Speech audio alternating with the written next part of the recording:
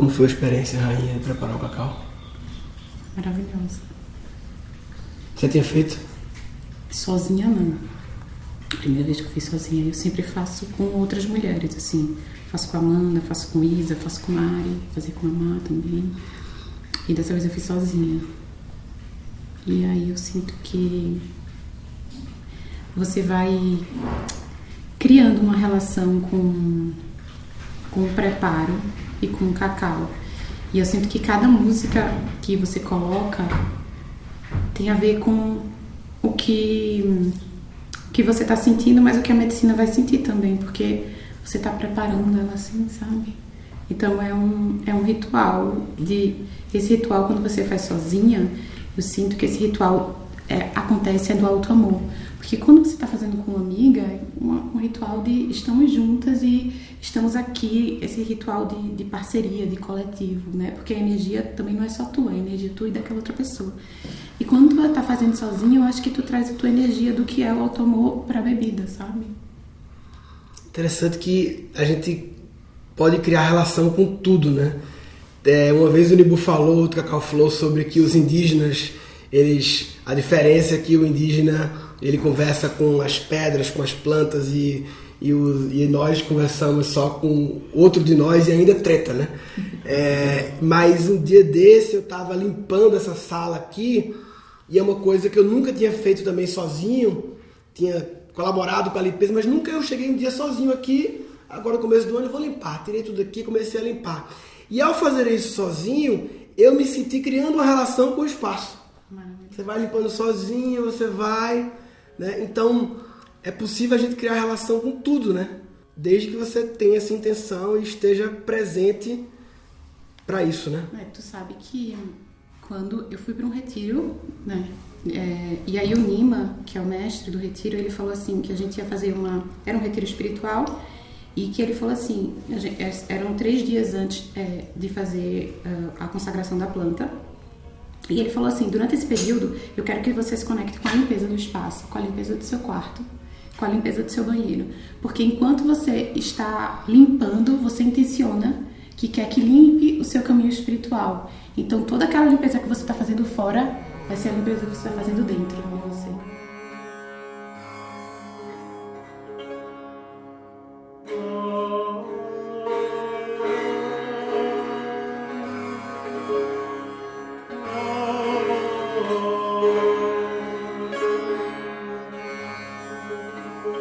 O afeto é revolucionário. O afeto é revolucionário mesmo.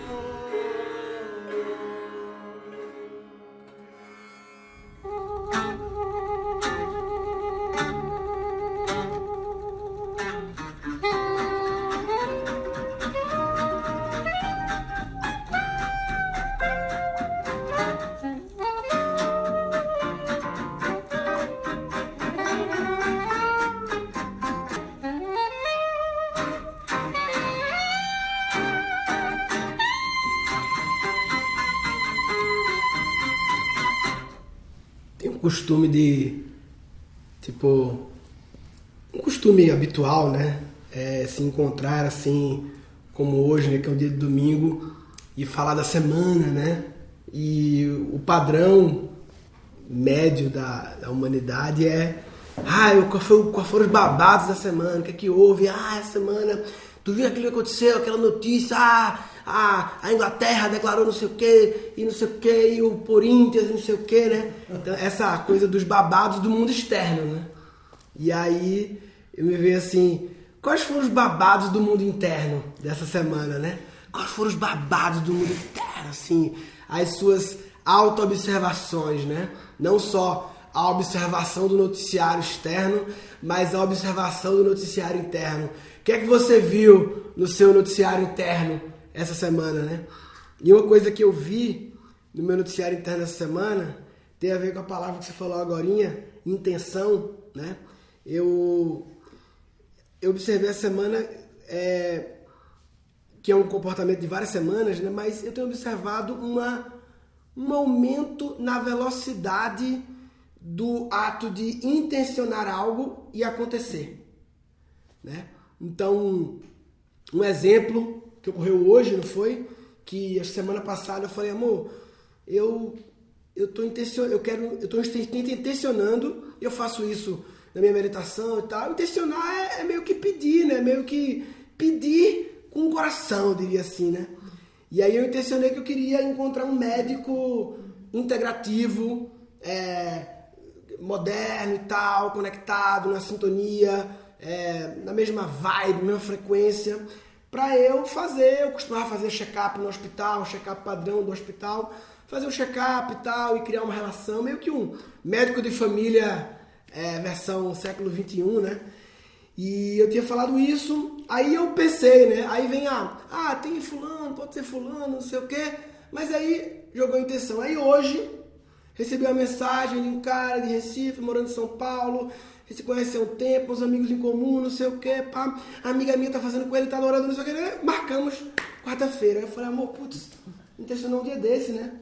Isso aconteceu em outros exemplos, não foi? Não lembro agora, mas a gente tem percebido isso, né?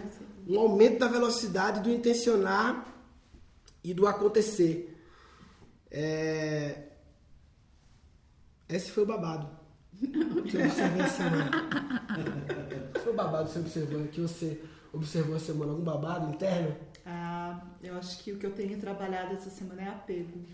É apego justamente por uma coisa que eu intencionei, que aconteceu muito rápido. Eu intencionei em outubro, é uma grande mudança, aconteceu e agora eu vou precisar fazer um processo de mudança. E aí eu tô apegada ao que era anterior. Mesmo eu tendo intencionado que eu queria e ter acontecido do jeito que eu queria, eu tô apegada à coisa anterior. E até eu tava ouvindo o podcast de vocês, né, ontem, e aí vocês falaram de apego, né? A gente morava numa casa gigante em Cotia, numa mansão, a gente morava em Cotia. Você foi naquela uma casa gigante. Fomos pra Floripa. Pegamos uma casa pequenininha. Essas casas meio de veraneio, assim, aquelas apertadinhas. Bonitinha. Ali, praia mole ali. Condomínio pequenininha. Ficamos 2 meses. A gente foi pra Floripa passar uma semana, né? Acabou ficando 2 meses. Eu olhei pra ela, amor, vamos morar aqui? No meio do lockdown. Pelo menos aqui a gente consegue sair na rua, respirar ar e ver o mar. Aqui no meio do lockdown a gente consegue olhar pro mar. Maravilhoso ver o mar, entendeu? Vamos ficar aqui. E vamos ficar nessa casa maravilhosa. Vamos morar aqui nessa casa. Então a gente pegou e... vamos ficar nessa casinha pequenininha. Chega a casinha pequenininha, quando a gente quis continuar, não podia como continuar a casinha que a gente queria. Aí, sincronicamente, apareceu uma casa na frente maravilhosa, por uma condição massa, e acabou ficando. Acabamos que moramos em Floripa numa casa grande. Massa. Mas, vê só, tem a diferença em você morar numa casa grande, massa, e você está apegado a morar numa casa grande e massa. Uhum.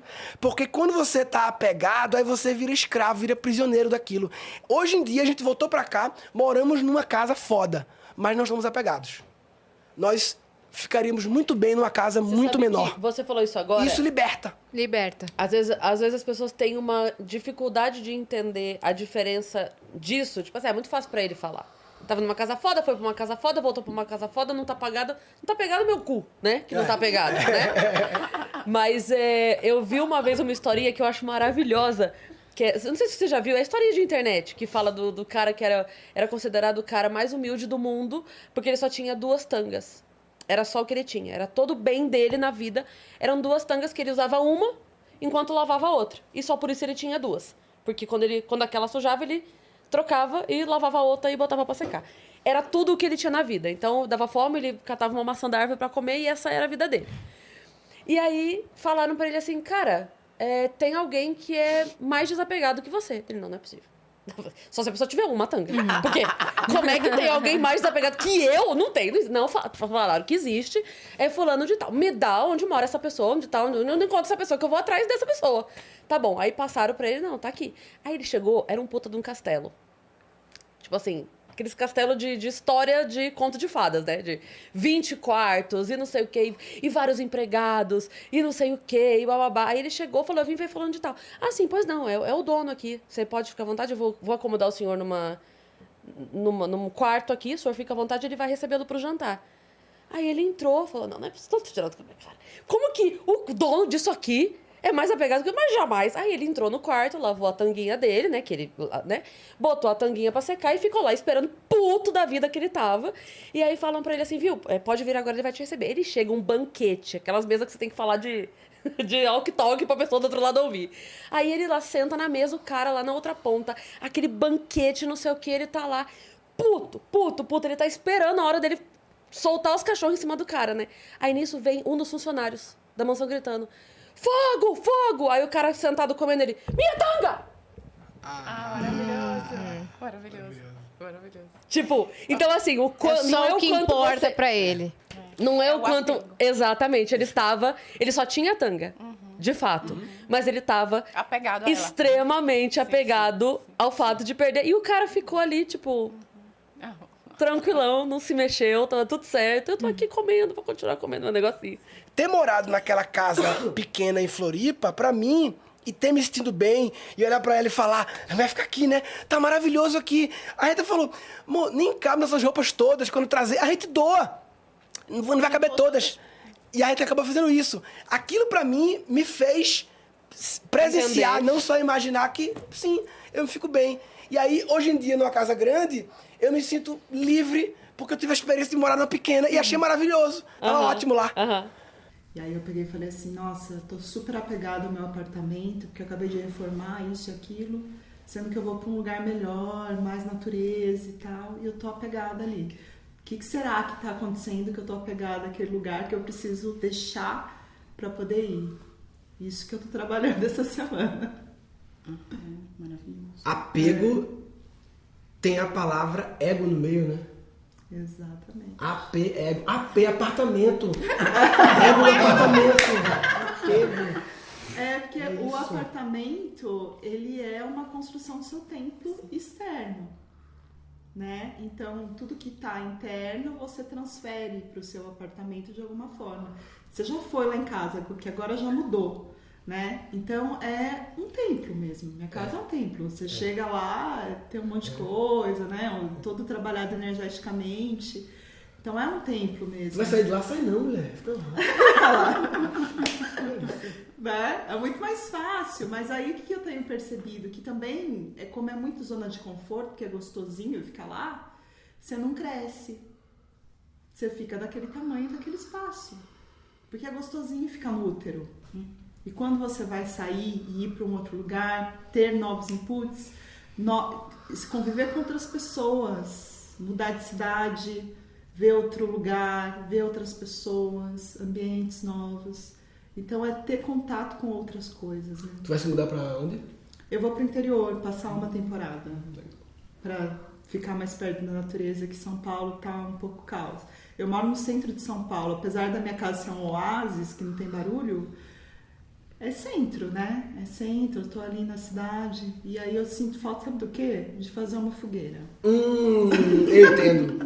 Eu tive muito essa falta. E ultimamente, nos últimos 6 meses, eu fiz 10 vezes mais fogueiras do que nos 37 anos anteriores da minha vida. Nos últimos 6 meses eu fiz 10 vezes mais do que em 36 anos, 37 anos. Eu brinco que eu sou uma bruxa do fogo, eu gosto de fogo, eu gosto de estar na fogueira, eu aprendo muito com o fogo. Às vezes eu acendo fogo e fico lá, só observando e trocando ideia e ele vai me ensinando. Por exemplo, um aprendizado que o fogo me trouxe é justamente você usar somente o necessário. Porque eu estava fazendo um ritual e eu estava cuidando do fogo e acabou a madeira. E aí precisava pegar a madeira e era meio longe do lugar onde estavam as madeiras para trazer, né? Daí minha amiga falou assim, falta 1h30 para acabar o ritual, então traga, nem que você traga um pouco a mais, depois a gente devolve.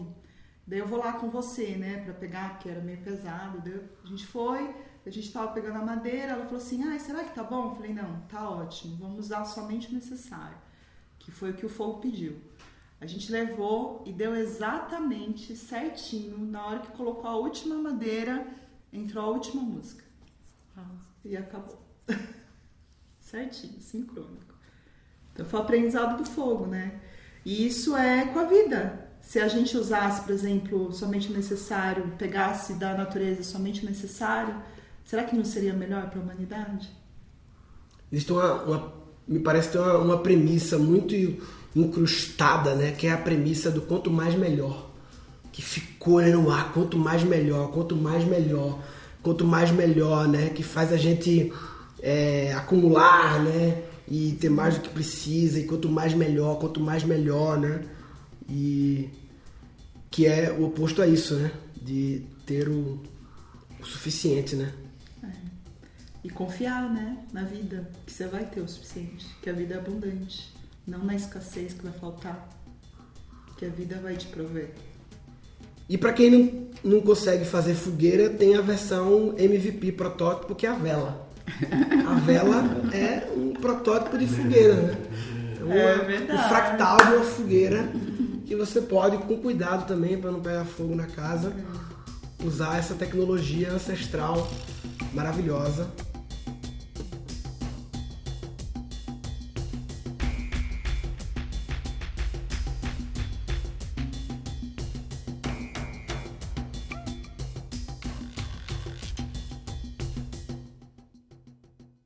Como você explicaria a intenção? O que é intenção, Cris? Eu acho que é o coração falando pro universo, assim, ó, isso é o que o coração quer, a alma quer. A alma tá pedindo isso. E eu acho que quando você tá em sync, acontece muito rápido mesmo. Quando não tá, não acontece. A tua intenção, sabe? quando tá em sync, é quase a mesma coisa que tu tá movimentando e sendo, né? Então ela é quase sempre gerada automaticamente. Exato. Eu acho que até eu estar aqui hoje foi uma intenção. Porque ontem eu estava assistindo, eu recortei um pedaço da fala do Murilo, que ele falou dos pais, postei, e eu falei assim, nossa, o Cacau Flow é uma coisa muito legal de estar lá, de poder estar, porque é um aprendizado coletivo, né? Que incrível. Aí o Murilo manda mensagem para mim hoje, chamando para vir aqui. E eu mandei mensagem faz 5 horas, né? Assim. Exato. E eu mandei mensagem por quê? Porque eu lembrei, porque eu vi que tu fez o corte lá do Vênus Podcast, postou, aí eu ia chamar a Cris, vem aí. Pois é, aí, tá vendo? Então, intenciona, se tá de acordo mesmo, se a energia, daí eu vou pro campo, né? Se o campo tá em ressonância, o campo traz. E eu acho que quando você intenciona algo, eu acho que essa intenção, para onde ela vai, né, pro campo, para onde ela vai, eu acho que rola um chat, uma conferência lá, tem alguém conferindo, se ela é do interesse do todo. Se ela beneficia o todo. Né? Se ela, de alguma forma, se tem um efeito colateral de fazer mal a alguém, alguma coisa, talvez ela não passa no checklist, entendeu? Então, quanto mais ela tiver, palavra pura talvez, né? O quanto ela não vem do ego, não vem de apego, vem do coração, da pureza e ela beneficia o todo, aí ela passa mais rápido para a próxima fase. Eu acho que é o amor em movimento mesmo, o amor que flui, né? É um rio que vai fluindo. Quando o amor está em desordem, está emaranhado, aí se prende no emaranhado, não acontece. Agora, quando está em ordem, vai fluindo. Você não acha que é isso? Giovan, você que está atrás das câmeras aí,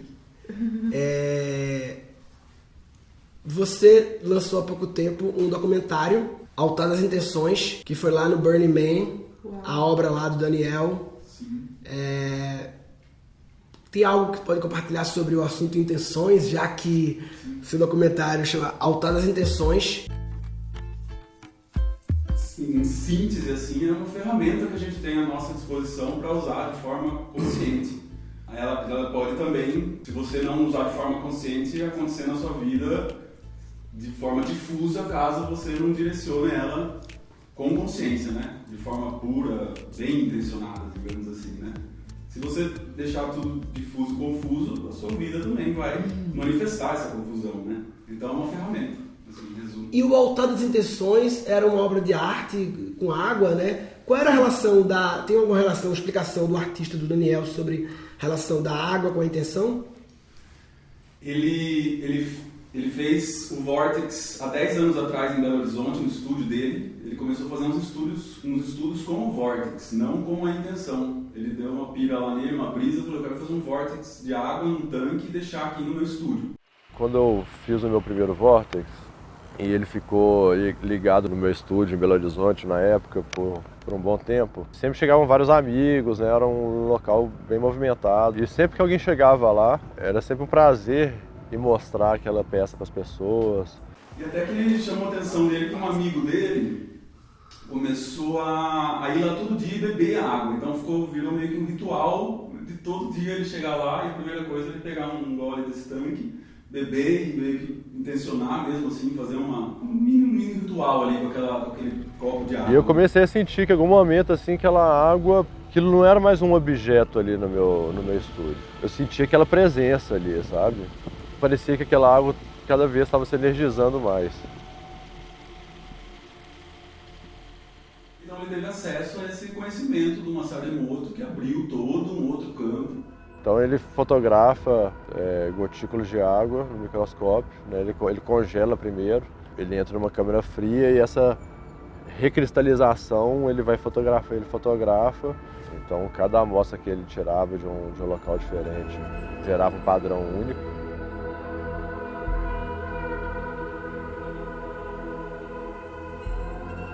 O Masaru Emoto mostrava que se você emanava a gratidão para a água, formava um determinado cristal. Se você emanava respeito, outro cristal. Uma música do John Lennon era um outro cristal. Um heavy metal era uma coisa assim mais pontuda. Não quer dizer que era feio, mas era uma coisa mais power, né? Como a música afetava, como ondas sonoras afetavam a estrutura desses cristais. Para isso ele botou uma mesma água em várias garrafas e cada garrafa ele colocou escutando desde boas, clássicas, bonitas, tristes.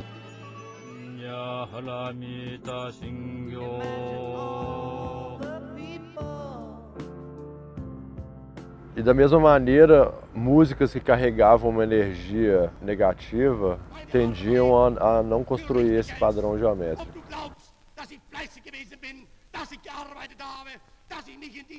Isso intrigou ele bastante, como que a água estava captando assim, mensagens que estavam presentes ali na música.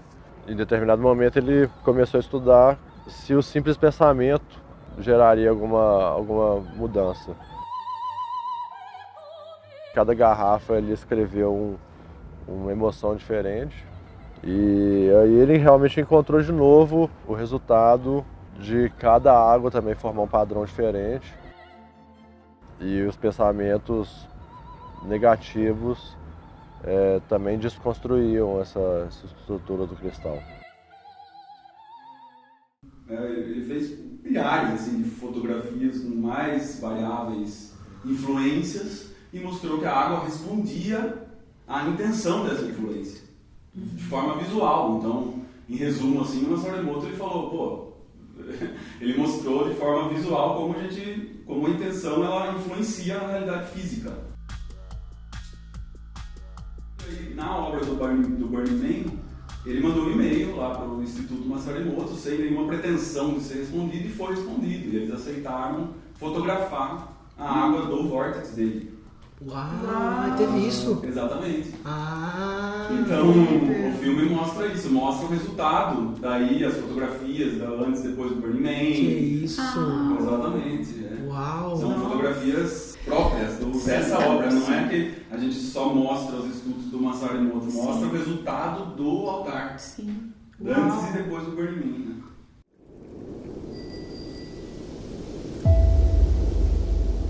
Apresentar a água aqui no deserto ele tem um efeito muito forte nas pessoas.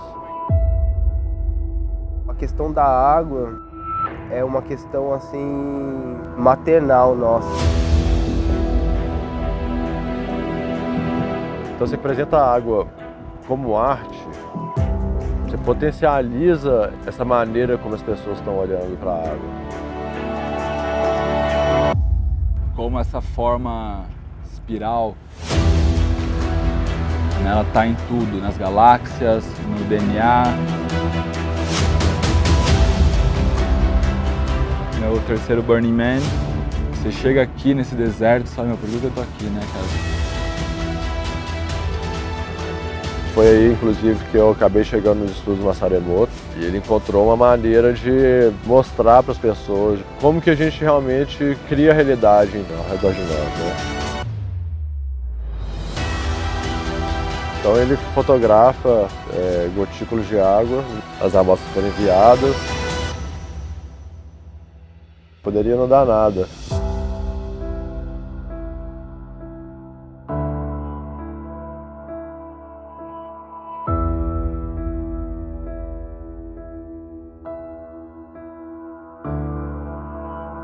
O impacto da intenção na matéria, né? Na matéria, o impacto da intenção E na da matéria. frequência, né? Também mostra o impacto do verbo, né?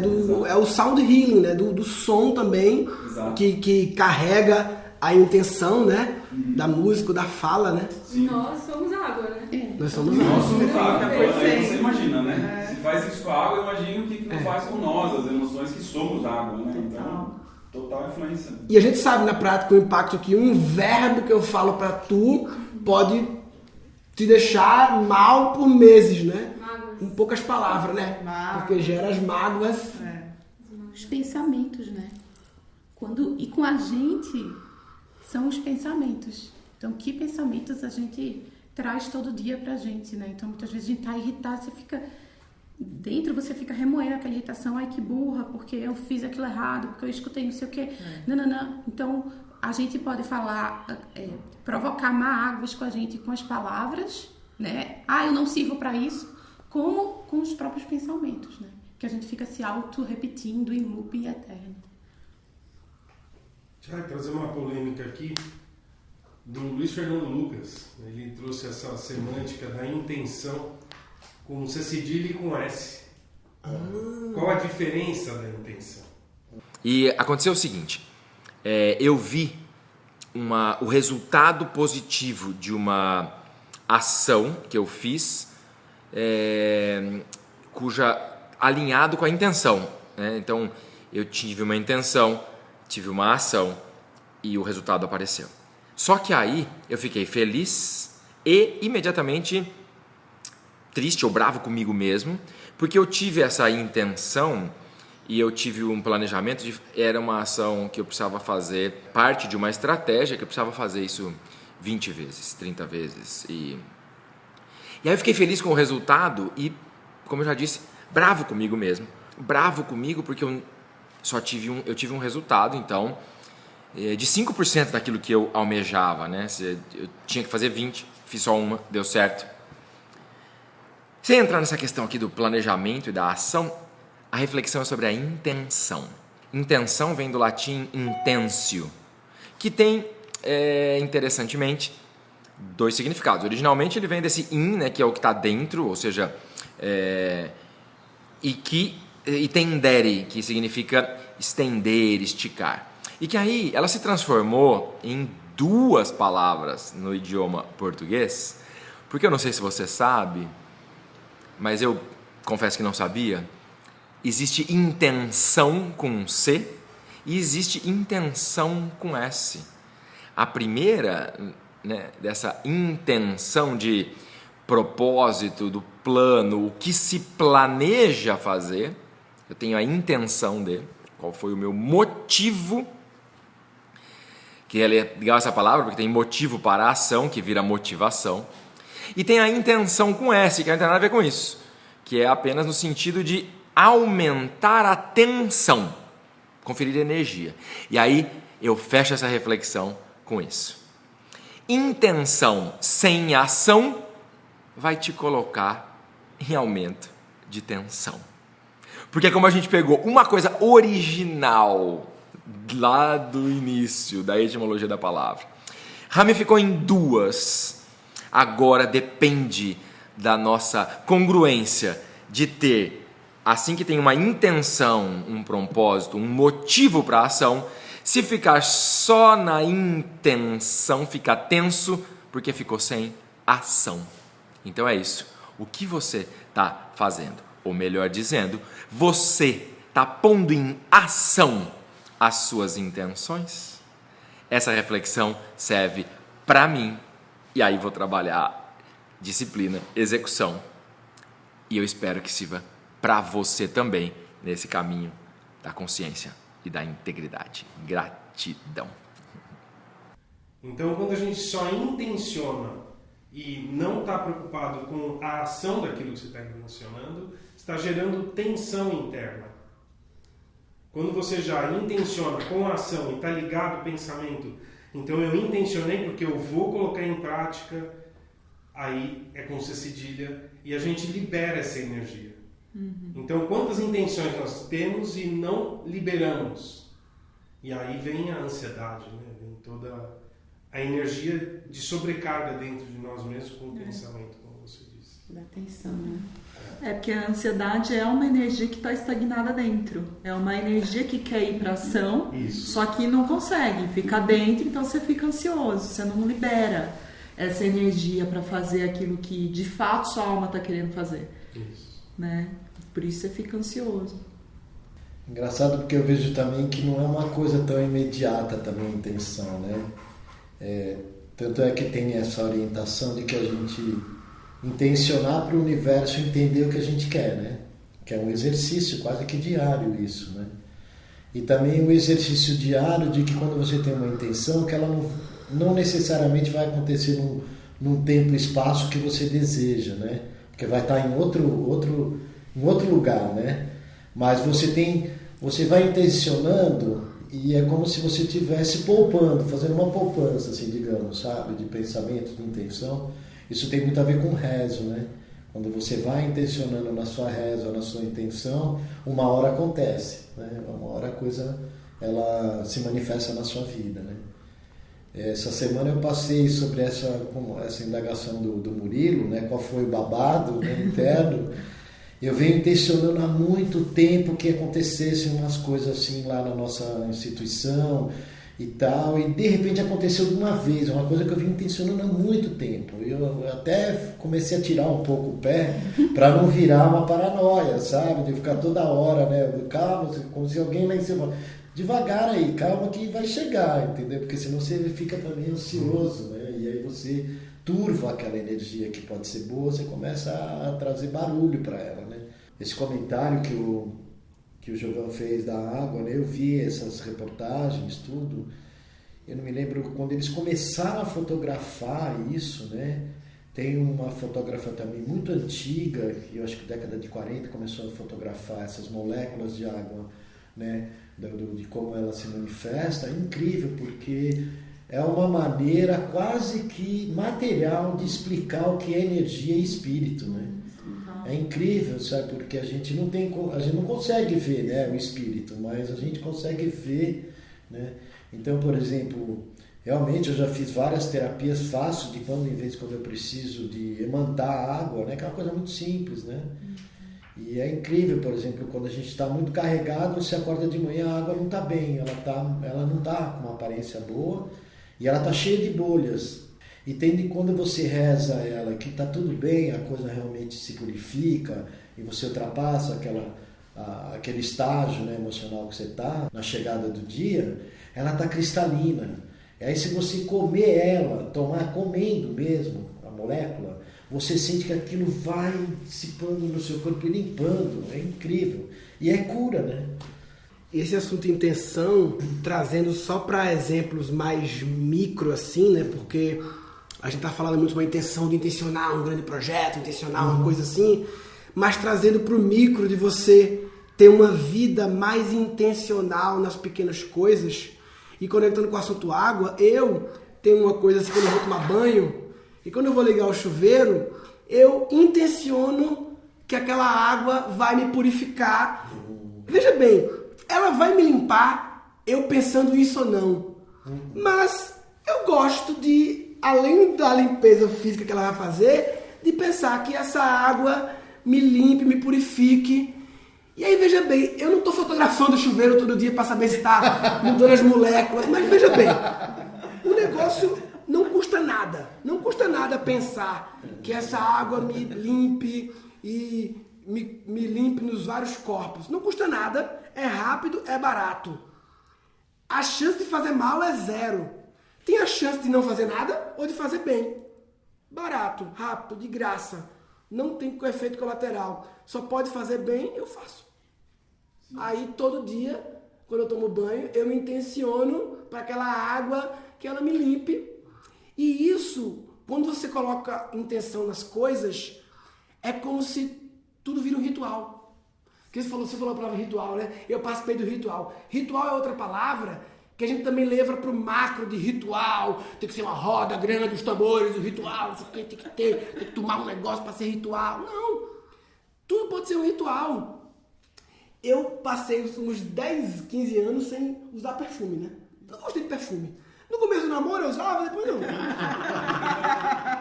Eu passei um gap aí de 10 anos sem usar perfume. Aí ganhei um perfume, achei legal, perfume de Palo Santo, eu adoro Palo Santo, esse cheiro. E ganhei também um negócio de barba, me deram um negócio de botar na barba assim, que a barba fica mais fofinha e tal. E aí eu acabei criando um ritual de, quando eu tomo banho, principalmente quando é um dia que eu vou fazer uma palestra, hoje como evento aqui, eu vou no banheiro, né? Aí boto o perfume. Ah, ganhei também um negócio de água de coco que bota no cabelo. O que é aquilo? Eu não sei. Eu adoro água de coco, adoro Paulo Santo. Vamos lá. Vou colocar. Eu boto um negócio de água de coco no cabelo assim, depois do banho, né? Olhando no espelho, boto um negócio de limão assim na barba, que fica bonito assim, fica gostoso. Sei o quê? Então tem cheiro de limão, Paulo Santo e água de coco. Isso aí. Aí vira um ritual pra mim. Eu me lembro a Tânia Mujica, nossa amiga, contando quando ela fazia Estátua Viva, né? Como ela era um ritual para ela de botar todo o corpo todo fazendo aquilo ali, né?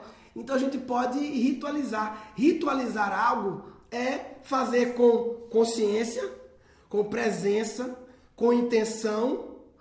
E ao fazer isso, você acaba consagrando aquilo, tornando sagrado. Só porque você está fazendo. Porque não ritual é botar. Eu posso fazer a mesma coisa, botar um negócio de água de coco enquanto falo no telefone e com você o quê? Aí você não está com presença, com consciência, que né? E outra, né, marido? Quando você.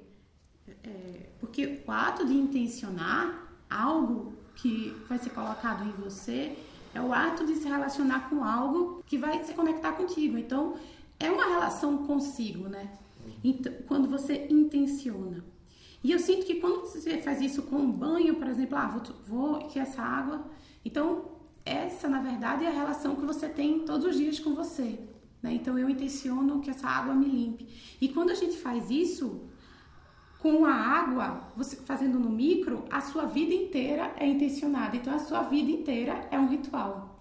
E esse processo de você fazer com você o perfume, a água de coco, eu falo que eu tô querendo criar um creme com a minha dermato, que eu falei que era o momento da manhã de auto-amor. Todo mundo passa um creme de manhã, de qualquer jeito, né? Tem que botar, porque essa vitamina C faz bem pra minha pele.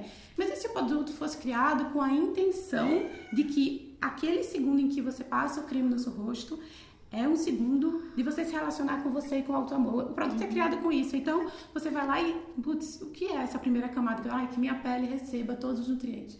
Que minha pele se nutre. Que ela esteja mais jovem a cada dia, mais bonita. Que ela... o que eu tenho dentro, ela reproduz o que eu tenho fora. E aí você cria um ritual de amor com o creme que você coloca, né? E aí outra coisa que o Murilo falou sobre o perfume, ele falou, agora eu boto perfume. Quando ele começou a namorar comigo, ele realmente usava perfume, mas ele não era uma pessoa de perfume. Aí ele chegou um dia com um perfume doce. Aí eu falei assim, Murilo, que é perfume doce? Esse perfume é um cheiro de mulher. Aí ele falou, é que eu não achei perfume, eu peguei o de manhã. Aí eu falei, Murilo, tu veio se encontrar comigo o perfume da tua mãe? Sério?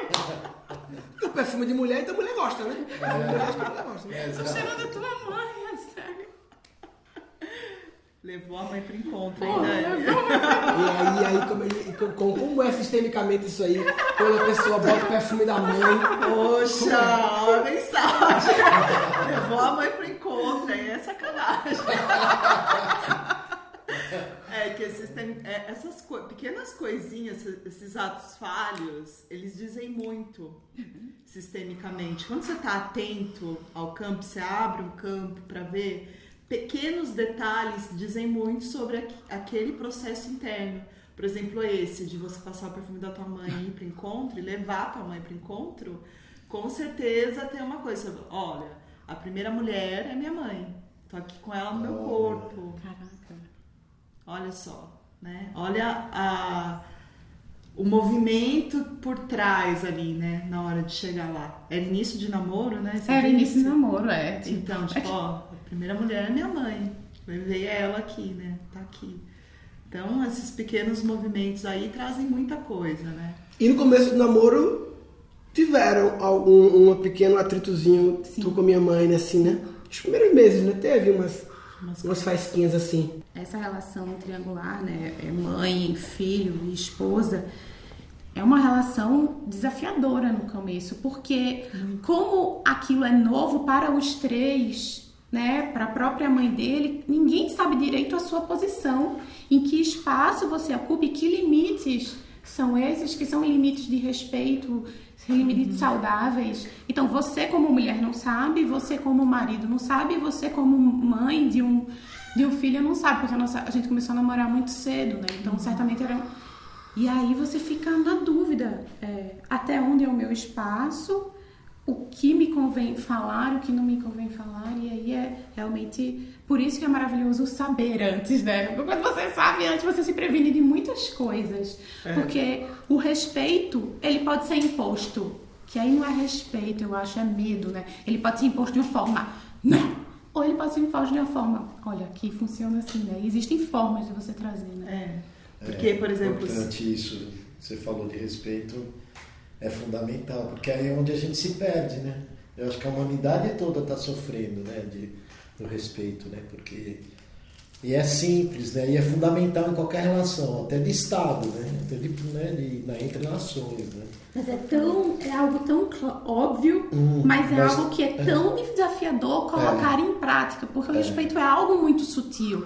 Se os seus limites não forem bem delimitados, eles vão ser ultrapassados. Então você tem esse dever como ser humano, né? Eu acho, ao entrar numa relação, definir bem seus limites, para que as pessoas saibam até onde elas podem ir, porque quando você faz isso, você ensina o outro a se relacionar com você. Mas também isso não pode ser feito de uma forma dura, porque aí você vira uma pessoa difícil. Aí gera conflito, né? Então, olha como é, né? Tá, agora deixa eu te fazer uma pergunta, Dani. Se você soubesse disso e o Murilo aparecesse com o perfume da mãe lá, tivesse essa consciência, como que você ia agir? Qual seria a posição? Eu traria pra ele essa consciência e perguntaria, faz sentido pra você? Ou, tipo, queria que você refletisse sinceramente e verdadeiramente, assim, eu abri essa vulnerabilidade, sabe? Tipo, eu sou conhecedora desse conhecimento, talvez tu não saiba como isso ressoa pra tu. Eu fazia o questionamento. Eu não ia ficar na dúvida, assim, sabe? E você, Murilo? Se ela dissesse isso... Peraí, mas com que consciência você quer que eu responda? Porque aí eu sei que não tem uma empatia... Não, agora que você sabe desse fato que a Dani trouxe, se você passasse o perfume da tua mãe e ela trouxesse essa consciência... Mas quando eu passei o perfume, eu já tinha consciência? Ou eu não tinha consciência de passar? Tava na inconsciência. Tá bom, quando eu passei. Aí eu encontrei com ela. Aí ela me falou isso. Isso. Então eu tenho que ter empatia pelo meu eu inconsciente. Isso. Acho que meu eu inconsciente falaria que viagem, é um perfume, porra. Qualquer, né? Que é difícil de ver. O meu perfume, que viagem. Que nóia. Que nóia, Tu que tá trazendo a minha mãe pro nosso relacionamento. Agora também tem minha mãe, a gente tá aqui, mano, no Motel Corpus, então, a minha mãe, entendeu? E essa mina aí, já vi que já começou com a nóia, mano. Se ela vai noiar com o meu perfume. Rapaz, já vi que... Mas é muito interessante, porque esses pequenos atos falhos dizem muito. Teve um atendimento que eu estava fazendo que a moça estava me chamando pelo meu nome normalmente, até entrar um determinado elemento no campo. Quando entrou esse determinado elemento no campo que estava oculto, ela mudou o meu nome. Ela começou a me chamar de Carla, do nada. E eu fiquei quieta, deixei ela falar, né? Me chamou o resto do atendimento inteiro de Carla. Ai, Carla, isso, a Carla que... Daí, na hora que finalizou o atendimento, ela entendeu o movimento, eu perguntei assim pra ela, agora eu preciso te fazer uma pergunta, quem é Carla? Ela olhou assim e falou, você. Eu falei, não, meu nome é Cris. Da metade do atendimento pro final, você me chama de Carla. Quem é Carla? E a Carla, essa pessoa, estava totalmente ligada a um movimento que ela tinha trazido no campo. Então a Carla precisava estar no campo, porque ela precisava ser incluída. Daí eu fiz um outro movimento. Agora olha pra Carla e inclui ela no campo. Caraca. Que ela tá querendo ser vista. Uau, que forte! Então você tem que estar muito atenta a esses pequenos sinais. E é muito louco que agora que foi para online, né? Daí teve muita gente que tem preconceito.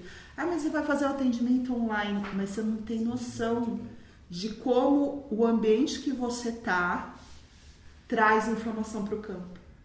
Ou, por exemplo, o que aconteceu, que foi lindo esse movimento.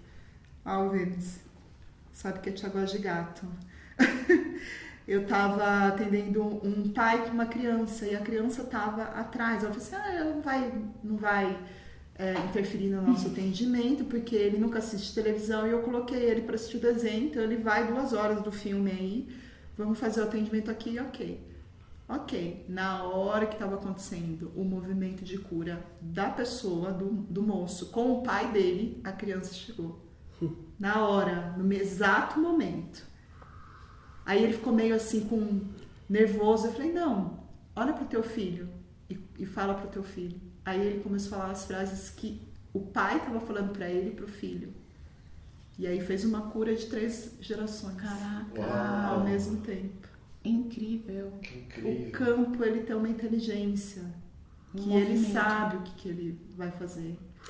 Esse tal do campo me parece que é a grande descoberta do século XXI, assim, e descoberta, né, não como uma coisa que é nova, mas como uma coisa que estava coberta, aí você descobriu, tirou a coberta, porque sempre teve aí. Exato. Me parece que o tal do campo, mano, é a grande, porque o campo é maravilhoso, porque ele tem todo o respaldo científico. Total. Não é uma viagem, todo um respaldo científico incrível, mas ao mesmo tempo ele é algo que, por ser invisível, né, ele é difícil de você comprovar. É difícil de comprovar, mas tem. E ele, por ser invisível também, ele é como se o campo fosse o assunto que integrasse o místico, o espiritual, o energético com o científico, o objetivo, né? E pum, campo. Talvez seja a grande integração, porque é isso que você trabalha no campo. A integração de tudo, né? O todo. Sem exclusão. Eu tenho uma curiosidade, Cris, que é o seguinte, eu fui umas 2 vezes tentar ser constelado, e por conta do tempo, eu estava com uma pessoa, tinha que esperar essa pessoa e as outras estavam na minha frente, e quando chegou na minha hora já tinha cedido o tempo, né? Sim. Só que durante o atendimento de todas as pessoas que estavam no campo, eu participei como personagem, né? Sim. Como pai, depois fui filho, né? E aí fui ali o elenco de apoio da história, né?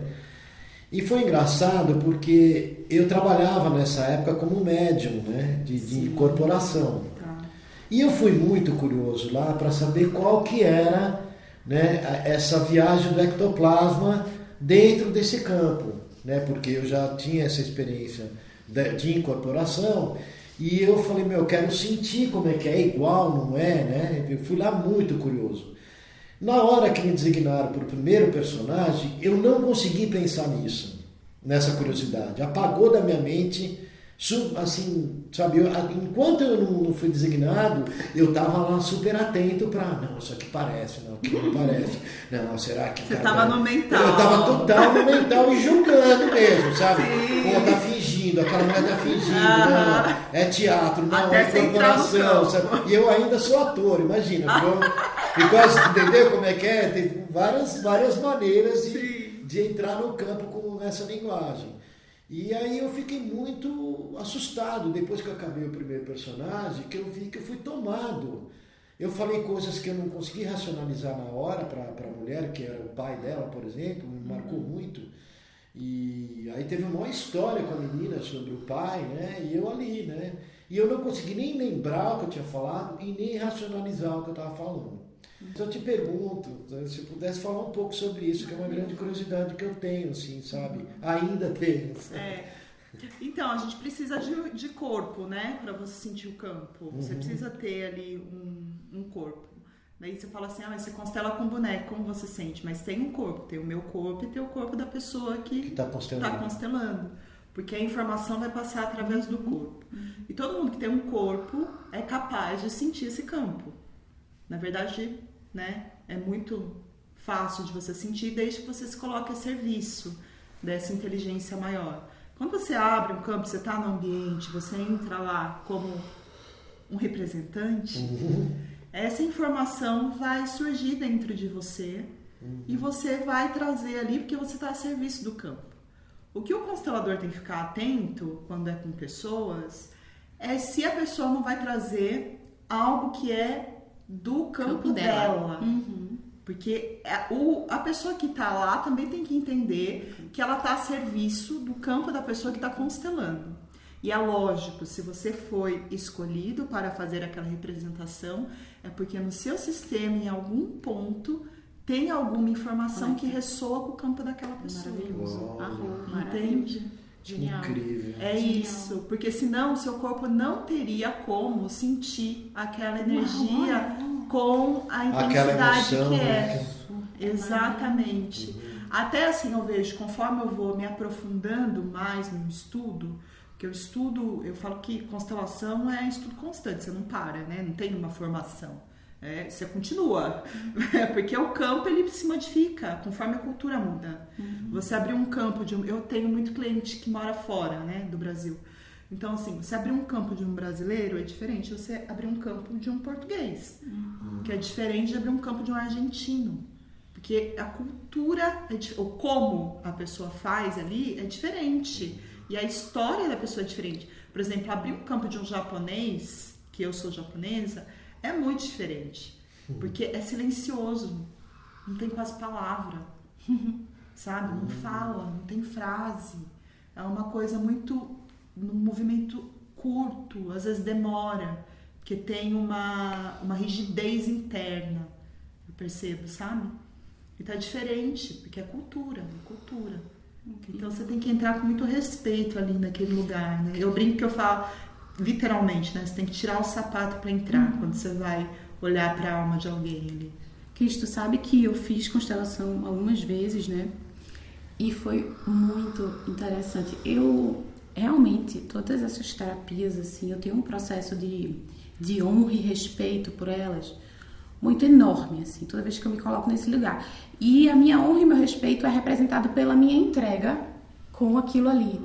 Então, o nível da minha entrega é o nível do quanto eu honro e respeito aquela terapia, né? Aquela canalização que alguém trouxe para que a gente possa se conectar com a gente. E aí, eu fui fazer uma constelação, acho que é a segunda que eu fui constelar minha relação com a minha mãe. Né? Tá.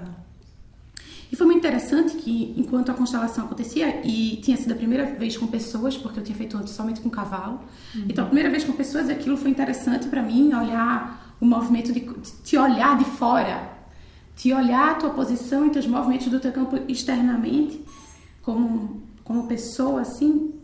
E aí tudo se desenrolou e no final o constelador me pediu para eu entrar no campo. Sim. E finalizar a minha constelação. E eu deveria finalizar dizendo: mãe, te amo, me dá um abraço. E aí, entrei no campo, achei que eu ia conseguir entregar o pedido do constelador.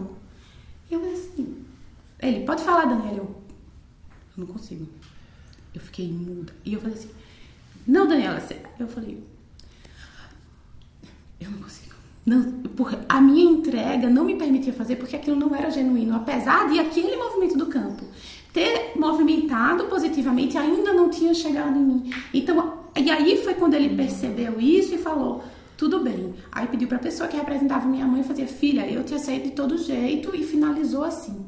Uau. Depois eu fiz uma outra constelação, sei lá, 2 anos depois, também constelando a relação da minha mãe, porque a relação da minha mãe com a minha mãe é algo que eu trabalho há muitos anos. Mas é uma espiral, né? É uma espiral. Você vai trabalhar a vida inteira. Então assim, ó, é algo que tipo, eu saía do não consigo. Uau. E aí o próximo passo, eu fui constelar de nova relação com ela, e no final a consteladora fez com bonecos e perguntou, Daniela, você se vê maior ou menor que ela? Eu, maior. Aí ela, de novo, vou movimentar aqui agora, não sei o que, perguntou. De novo, Daniela, você não é uma... Ela queria finalizar, ela queria que eu dissesse menor. Então ela tava... Eu falei assim, maior. Ela fez uns 4 movimentos. Ela falou, tudo bem, nesse momento. E a gente finalizou mais uma vez. Até que aquilo que você podia. Que exatamente, percebe? Certo. Então, assim, existiu. E é muito bonito você olhar e dizer, eu não conseguia falar. Sim. Na segunda vez. E quando eu fiz a terceira vez, eu falei em menor. Foi quando eu cheguei nesse nível de consciência.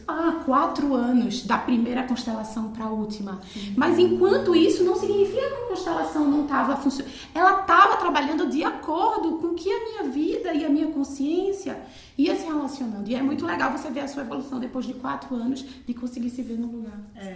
Exatamente. Eu achei interessante você trazer que tem uma diferença mesmo quando você constela com bonecos e quando você constela com pessoas. Eu falo que quando você constela com pessoas, você é um espectador do campo. Então, você está vendo o que está acontecendo. É lógico que vai ressoar em você, mas às vezes demora um pouquinho mais para chegar mesmo. Quando você está com o boneco, você está ativo. Porque a informação está passando no seu corpo. Você está sentindo, você está chorando, você está... Esse é o canal.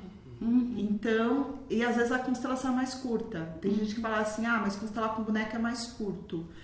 Mas não quer dizer que seja menos potente, porque às vezes era isso que você precisava. Às vezes é uma frase, às vezes é uma palavra, sabe? A cura não depende da quantidade de horas que você fica lá no movimento. Às vezes o que você precisa ver é um negocinho assim, ó. É algo de 15 minutos. Eu já fiz uma constelação que demorou 15 minutos. Que era um movimentinho, deu... Já entendi.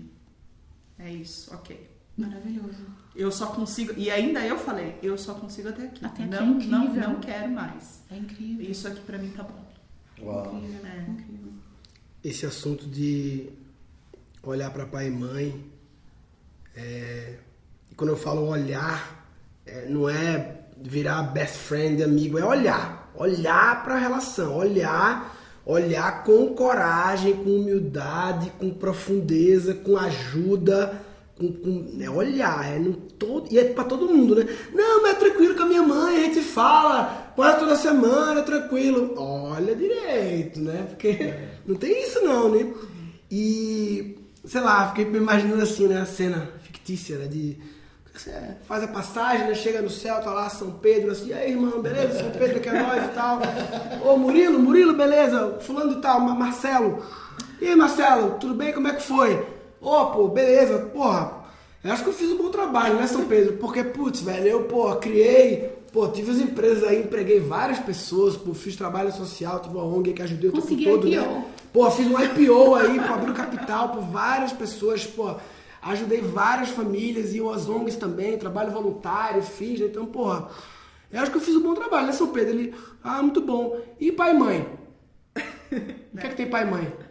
Pai e mãe, como foi com pai e mãe?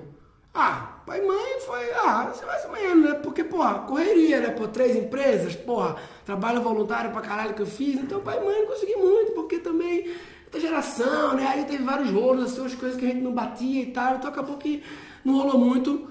São Pedro. O que foi, São Pedro? A missão era pai e mãe.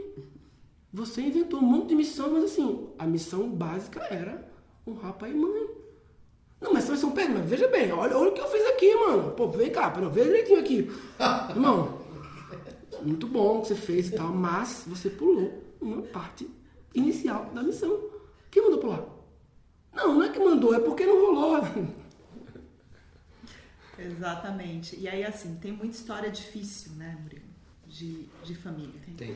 Treta grande. A gente olha, tem muita história ruim, e uma coisa que eu falo é que, assim, honrar pai e mãe não depende da qualidade do pai e da mãe. Entende? Tem a ver com a vida que você recebe. Honrar a vida que você recebe e essas pessoas que se colocaram a serviço para que essa vida pudesse vir. Como essa.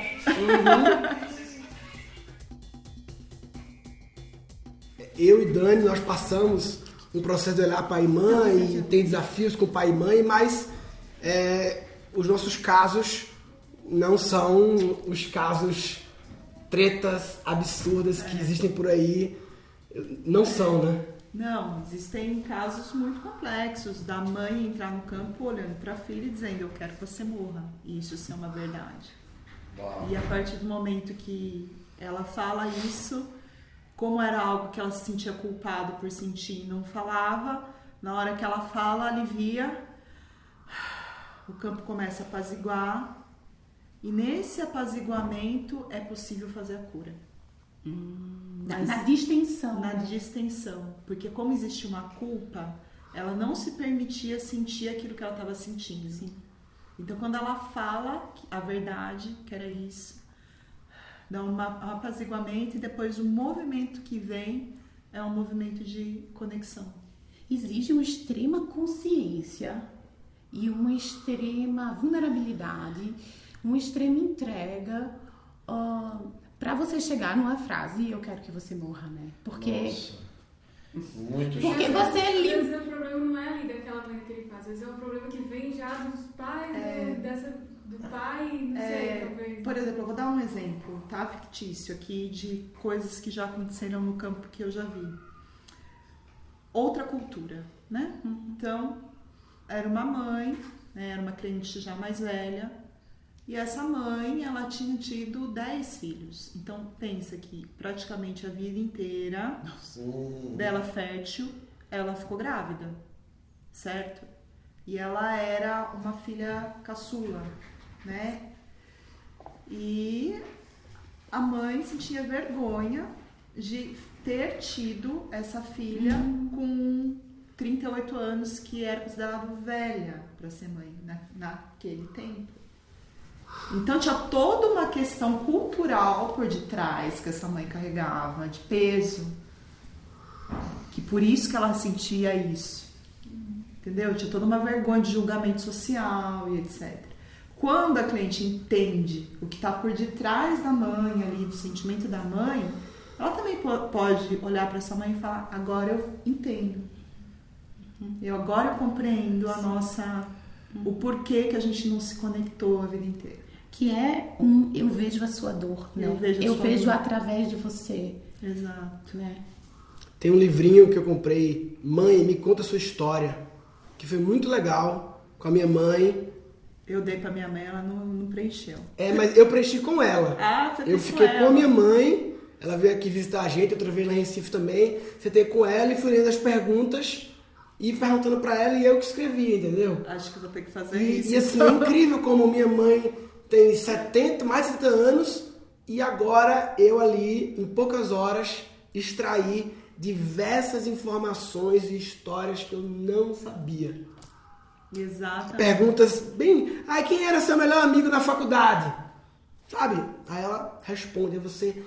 que louco, não sei o quê. E quando você faz perguntas assim, você tem mais empatia, né, pela história dela, por lembrar de onde veio aquela realidade que ela vinha, não sei o quê.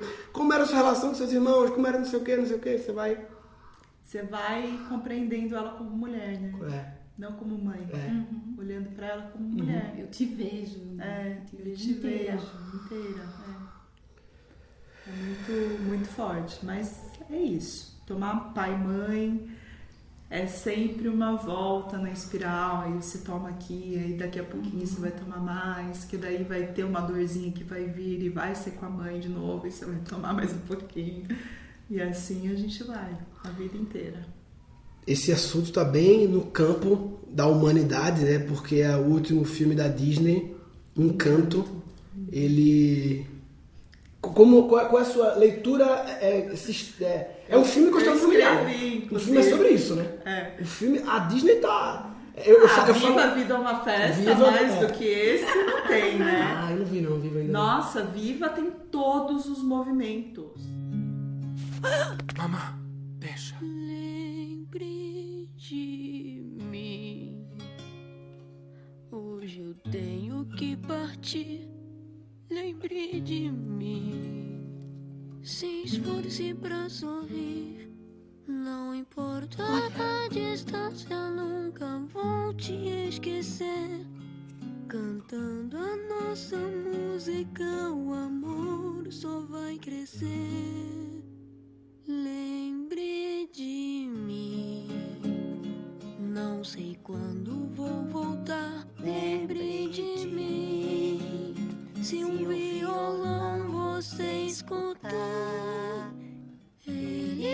com seu triste canto te acompanhará.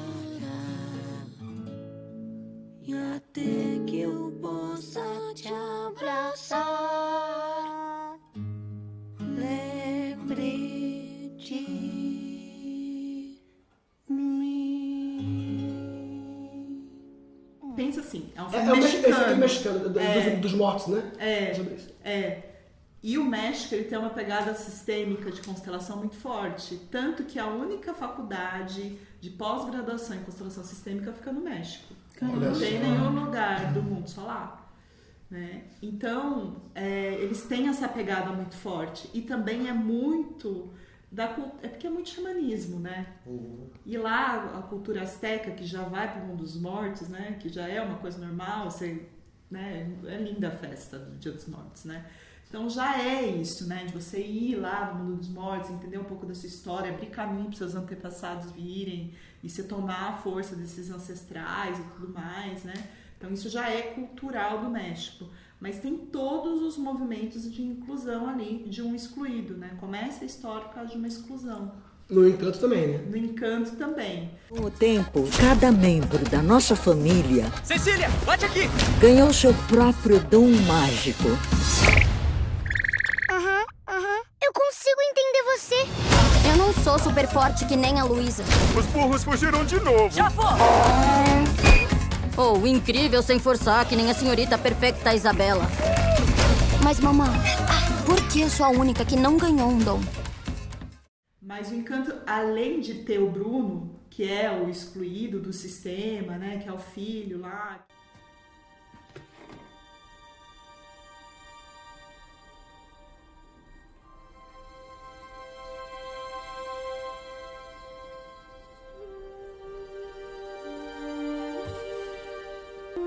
E assim meu dom não estava colaborando com a família. Mas eu amo minha família, é sério. Tem só isso, tem a dor da avó, que foi silenciada. Porque pra magia existir, houve uma dor muito grande de uma falta de um marido ali, que ela teve que mudar todo o ritmo da vida dela, tudo aquilo que ela tinha pensado pra vida dela, para que a magia se fizesse, né? Para que o encanto se fizesse na família. Abre os olhos. Abra seus olhos. Então é aqui que a nossa magia começa? Essa vela guarda o milagre dado à nossa família. Como a gente ganhou o milagre? Há muito tempo, quando meus 3 bebês tinham acabado de nascer, seu abuelo Pedro e eu fomos forçados a fugir de nossa casa. E embora muitos tivessem se juntado a nós com a esperança de encontrar uma nova casa, nós não conseguimos escapar dos perigos. E nós perdemos seu abuelo. Mas nos foi dado um milagre. A vela se tornou mágica com uma chama que nunca se apagaria. E ela nos abençoou com um lugar para morar. Um lugar encantado. Um encanto? Um encanto. O milagre cresceu. E a nossa casa, nossa querida casita, ganhou vida para nos abrigar. Imagina, tipo, ela era jovem, com 3 filhos, e ela perde o marido. E aí ela se vê matriarca. Não só dos 3 filhos, mas de uma cidade que se forma em torno da casa, que se constrói. Né? Então é uma entrega da vida dela que ninguém olhava também, né, para isso. A cura sistêmica se dá quando é incluída a dor da avó, né, através da neta, que olha para isso, entende essa dor e compreende o que a avó sentiu, no lugar aonde o vô morreu, né, que é o lago.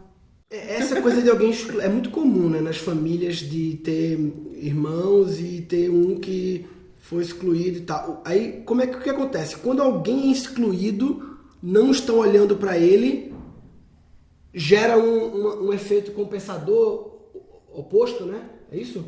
É que assim, a primeira lei sistêmica é todo mundo tem direito de pertencer. Todo mundo. Independentemente do que aconteceu, do que fez, todo mundo tem direito de pertencer. Ele tem um lugar, ele pertence, ele existiu. Você não pode dizer que ele não existiu, ele existiu. E pertencimento não quer dizer que você tem que conviver com a pessoa, né? Tem gente que fala assim, mas agora eu vou ter que ir lá, tipo, ex-namorado, né? Tipo, eu tenho que dar um lugar pra ele, mas vou ter que conviver com ele. Não, você tem que entender que ele fez parte da sua vida e ele tem um papel importante. Precisa conviver com ele, mas ele tem um papel.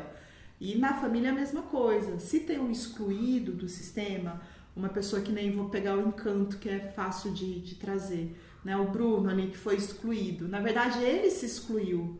Porque o amor pela mãe era tão grande que ele viu o quanto a mãe amava a cidade e falou assim, eu não quero causar problema para minha mãe aqui dentro da cidade, onde que ela tem esse papel tão importante, então eu vou me excluir. Ele se excluiu. Mas ele se excluiu de um jeito que ele se sentia fazendo parte de alguma forma, né? Mesmo ali atrás das paredes, ele estava ali olhando para a família o tempo inteiro. Porque esse amor é maior, essa conexão, né, com o seu sistema. Mas eu sabia o que ia aparecer, eu sabia o que todo mundo ia pensar, porque eu sou o Bruno e todo mundo sempre pensa o pior de mim, então... Quando uma pessoa é excluída, muito provavelmente uma outra pessoa de uma outra geração vai vir para olhar para esse excluído. No caso do Encanto, a menina veio, né, a Mirabel veio para trazer de volta esse tio para o sistema e fazer a inclusão dele. E entender o que é que estava rachado naquela família, que é representado pela rachadura da casa, que precisava da cura.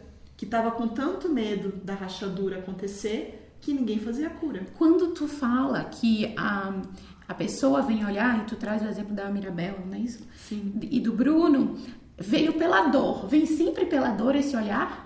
É porque quando há uma exclusão, a outra pessoa que se coloca a serviço para olhar é um amor, é um amor em desordem. A gente chama de...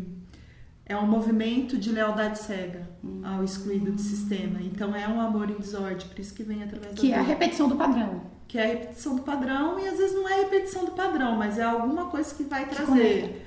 Por exemplo, no filme da Disney, o Viva, não é através da dor, é através da música. A música estava excluída do sistema porque quem trazia a música para o sistema era o avô. O menino veio com o dom da música para trazer de alguma forma o avô, que não é uma dor, não, né? Sim. Mas era algo que não podia naquele sistema. Mamãe, deixa. Lembre de mim. Entende? Então é algo que tá faltando que vai vir mesmo, né? A Mirabel também estava sendo excluída, né? Porque ela não tinha um dom. É uma exclusão também ali? Ela não estava sendo excluída, mas ela estava sendo colocada um pouco de lado, porque ela fazia parte, todo mundo a via, mas tinha um... até aqui, né? Não chegava a ser uma exclusão, mas não era uma total aceitação daquele ser do jeito que ele era. Né? Que isso também é uma coisa complexa dentro do sistema. Porque quando você não aceita a pessoa do jeito que ela é, você está excluindo alguma coisa que tem dentro dela, alguma característica. Às vezes não é a pessoa, mas é algo que ela carrega. Então você não está tomando aquela pessoa por inteiro. E isso é muito comum, por exemplo, em relacionamento afetivo. Por exemplo, eu amo aquela pessoa, amo, sou apaixonada, mas quando faz aquilo, nossa, eu odeio. Então você não ama aquela pessoa por completo, porque quando ela faz aquilo também faz parte. Tem uma condição, é condicional. E aí, como que é? Você vai conseguir tomar aquela pessoa com tudo que ela traz? Porque muito provavelmente aquilo ali é algo sistêmico, que é do sistema dela. E quando você nega, você está negando o sistema. E quando você está negando o sistema, você está negando uma parte dela. No caso da Mirabel, trazendo de novo para o Encanto, que é fácil de mostrar, ela estava se conectando com o Bruno, que tinha sido excluído. Então ela veio sem dom, porque o dom dele tinha sido excluído. É o dom que excluiu ele. Foi excluído. Então é sistêmico. Agora, por exemplo, vai lá, tá lá. Aí vamos supor que eu tenho um tio Bruno, que foi excluído do sistema. Sim. A Mirabel teve alguma ressonância, né, com ele, né? Mas Aí, tirando o Disney, na vida real, a Mirabel, ela podia procurar uma consteladora Podia. E falar, eu quero constelar o meu tio porque eu sinto que ele foi excluído do sistema, é isso? Não. Você traz a dor. Ela diz a da exclusão dela. Por eu não ter o dom, eu sinto que eu sou excluída. Nem fala do meu tio. Não. Porque o tio é a cura, né? Porque a dor. Mas e se esquece a Mirabel, então, que ressoou? É uma outra sobrinha do Bruno que tá triste porque o tio tá excluído. Ela, pô, meu tio tá excluído, que triste. Eu posso ir à consteladora e falar, consteladora, eu tenho um tio que eu ouvi falar de constelação e pelo que eu ouvi falar, o que está acontecendo com ele é uma exclusão. Não foi eu que fiz a exclusão, não tem nada a ver comigo, mas assim, é meu tio. Eu posso fazer alguma coisa? Não. Você não pode constelar pelo outro, né? O tio tem que vir. Não. Ou o irmão, ou a mãe. pessoa que está trazendo ele pro campo. Porque senão você está automaticamente querendo fazer um movimento de salvadora. O processo do e outro. aí já saiu do... Então tem que o tio Bruno procurar a constelação? Teria que o tio Bruno procurar? Não, por exemplo, a Mirabel que fez a constelação. A Mirabel que fez. É porque no caso ela fez da A dor partir da dela. dor dela. Então a dor dela vai chegar nele, se for ele, entende? Mas a dor não pode ser uma dor de pena, né? De compaixão. Não. Não pode ser tipo, pô, eu tá excluído. Porque, inclusive, compaixão é você olhar pro outro, olhar pro destino do outro, entender o destino do outro e aceitar o destino do outro.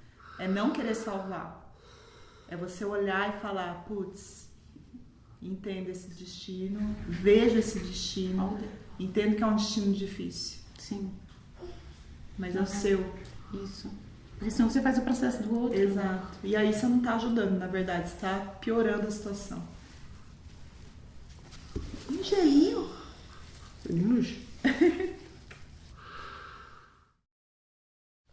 A gente falou muito de apego, não foi aqui? E eu lembrei de uma música do amigo meu, eu ia colocar aqui na caixa de som. É uma música do amigo meu, Levi Lima. O Levi, ele foi durante 10 anos cantor daquela banda de axé Jamil da Bahia. Então, 10 anos comandando micareta lá, Carnaval da Bahia e tal. Um grande compositor. Enfim, o cara botou várias músicas de novela, um grande compositor de músicas. E a gente se conectou há uns 2 anos, que ele estava num momento assim, de sentindo que estava fechando o ciclo dele como cantor de axé. E o Levi participou do Rádio com Papai, o último que eu fiz. Levi Lima! Vamos ver o povo do sol e ter a mão. Estrela só não é constelação. Sem destino vamos... Boa tarde, gente! Papai! Ele estava bem no momento de fechar o ciclo como cantor de axé. E a gente até foi, né, no último carnaval dele, que foi pré-pandemia. Um mês antes da pandemia, né? O último carnaval dele na Bahia, a gente foi lá no trio com ele. E quando ele estava fechando esse ciclo do axé, inclusive maravilhoso no Rádio com Papai, o Levi falava que uma das dores dele é que ele fazia músicas de axé que tinham uma profundidade na letra. Sério mesmo. E ele tinha essa dor de que ele falava, as pessoas me ouvem, mas não me escutam. E não entende o que ele tá falando. Porque elas estão lá, não estão presentes. Faltava presença para ouvir o que ele queria comunicar. É natural que a música para entretenimento, ela queira proporcionar para você um momento talvez de não pensar tanto, você quer curtir, você quer esquecer certas coisas. E a música tem esse poder e essa função também.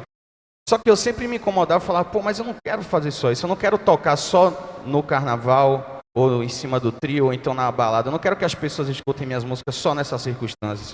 Eu quero que o cara possa me escutar dirigindo o carro dele. Eu quero ser um podcast musical, sabe? Eu quero estar presente na vida das pessoas de outra forma. Só que para comunicar nessas outras situações, o cara não vai estar no trânsito aqui, no engarrafamento aqui, pensando na vida e pulando igual na micareta, né? Não vai. E ele falou isso, e ele foi um cara que eu me conectei com um irmão de alma, aí no Rádio Papai, que a gente fez.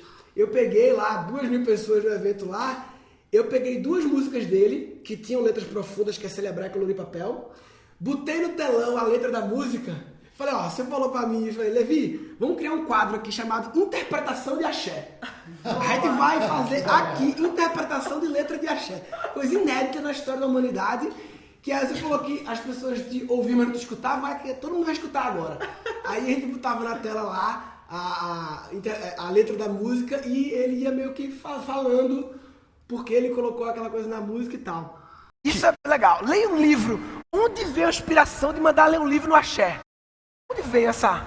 É porque na hora que eu estava escrevendo, eu falei assim, eu tenho duas opções. Eu posso mandar o cara ler um livro, ou então o cara sentar. Eu falei, é melhor botar para ler um livro. Aí eu decidi botar isso aí. Talvez eu sentar até melhor, não sei. Leia um livro. Mas aí eu preferi botar para ler um livro, porque eu acho que era construtivo. Telefone para quem tem saudade. Aquela coisa, às vezes você está nessa correria do dia a dia e acaba esquecendo de fazer essa conexão, esse link, retomar esse link com as pessoas que realmente fazem bem, com as pessoas que realmente você ama e que você sabe que te amam. Então é sempre válido essa lembrança da ligação. Faça tudo o que quiser fazer, eu acho que a gente tem direito. É a partir do momento que o que a gente quer fazer não invade o espaço e o direito das outras pessoas, a gente tem direito de ser como e quem a gente quiser. E isso vai estar citado na música. E aí vem o refrão celebrar. E nessa hora a gente falou que tipo assim, porra, velho, vamos fazer um exercício mental aqui. Se o mundo fosse acabar amanhã, o que a gente ia fazer? Ou se a gente olhar para trás, o que a gente fez até aqui? Será que esse tempo até aqui foi bem aproveitado? Será que a gente fez valer? Será que a gente aprendeu o suficiente? Será que a gente compartilhou? Será que a gente realmente viveu a jornada? Porque a gente passa talvez 90% da vida buscando alguma coisa. Só 10% talvez a gente está colhendo o que a gente buscou. E eu acho que essa busca é a melhor parte, brother. É quando você está sentado ali tomando vinho com seus parceiros, escrevendo a música, tendo as ideias. Quando vem aquela ideia, é um orgasmo coletivo, você sabe como é. Eu vou colocar aqui as duas músicas do Levi, só um começo. Dance como se ninguém tivesse olhando dançar. Cante bem alto embaixo do chuveiro. Se olhe no espelho, se ache legal. Quer saber, a vida é carnaval. Tire um dia inteiro pra você. Leia um livro, ligue a TV. Telefone pra quem tem saudade. Faça tudo o que quiser fazer. Celebrar como se amanhã o mundo fosse acabar. Tanta coisa boa a vida tem pra te dar. O pensamento leve faz a gente mudar. Celebrar como se amanhã o mundo fosse acabar. Tanta coisa boa a vida tem pra te dar. O pensamento leve faz a gente mudar. Se acostume com a felicidade. Seja inteiro e não pela metade. Celebrar como se amanhã o mundo fosse acabar. Tanta coisa boa a vida tem pra te dar. O pensamento leve faz a gente mudar. Celebrar como se amanhã o mundo fosse acabar. Tanta coisa boa a vida tem pra te dar. O pensamento leve faz a gente mudar. É o vento que passa e me leva. Raio brilho de cor amarela. Planta o pé. É o vento que passa que leva. Tem duas situações aí. Primeiro, você está presente porque a partir do momento que você realmente sente a brisa e o vento soprar seu rosto, você está presente naquela situação. Você está vivendo a natureza, aquela conexão que você citou mais cedo. E se você está nessa situação se permitindo, esse vento pode levar tudo que você não quer próximo a você, a seu espírito, ele pode levar.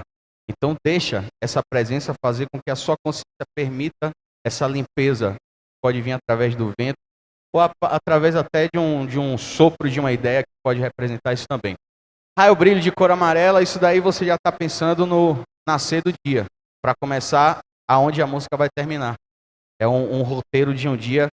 Quando eu quis escrever essas músicas, eu falei, cara, eu quero que o cara escute essa música e ele enxergue um quadro. Eu quero que ela crie uma textura, crie um sentimento no cara, não é só uma letra. Banda Coração.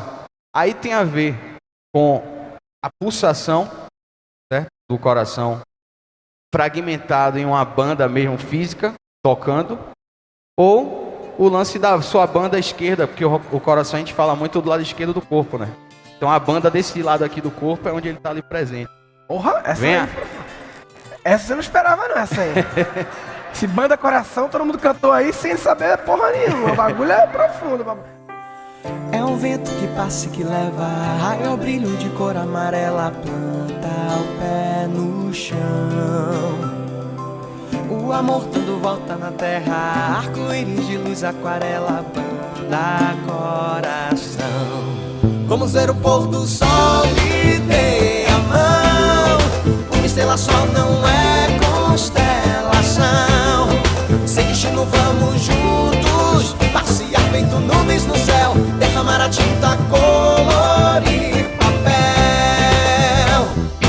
É o vento que passa e que leva raio ao brilho de cor amarela, planta o pé no chão. O amor dando volta na terra, arco-íris de luz, aquarela, banda coração.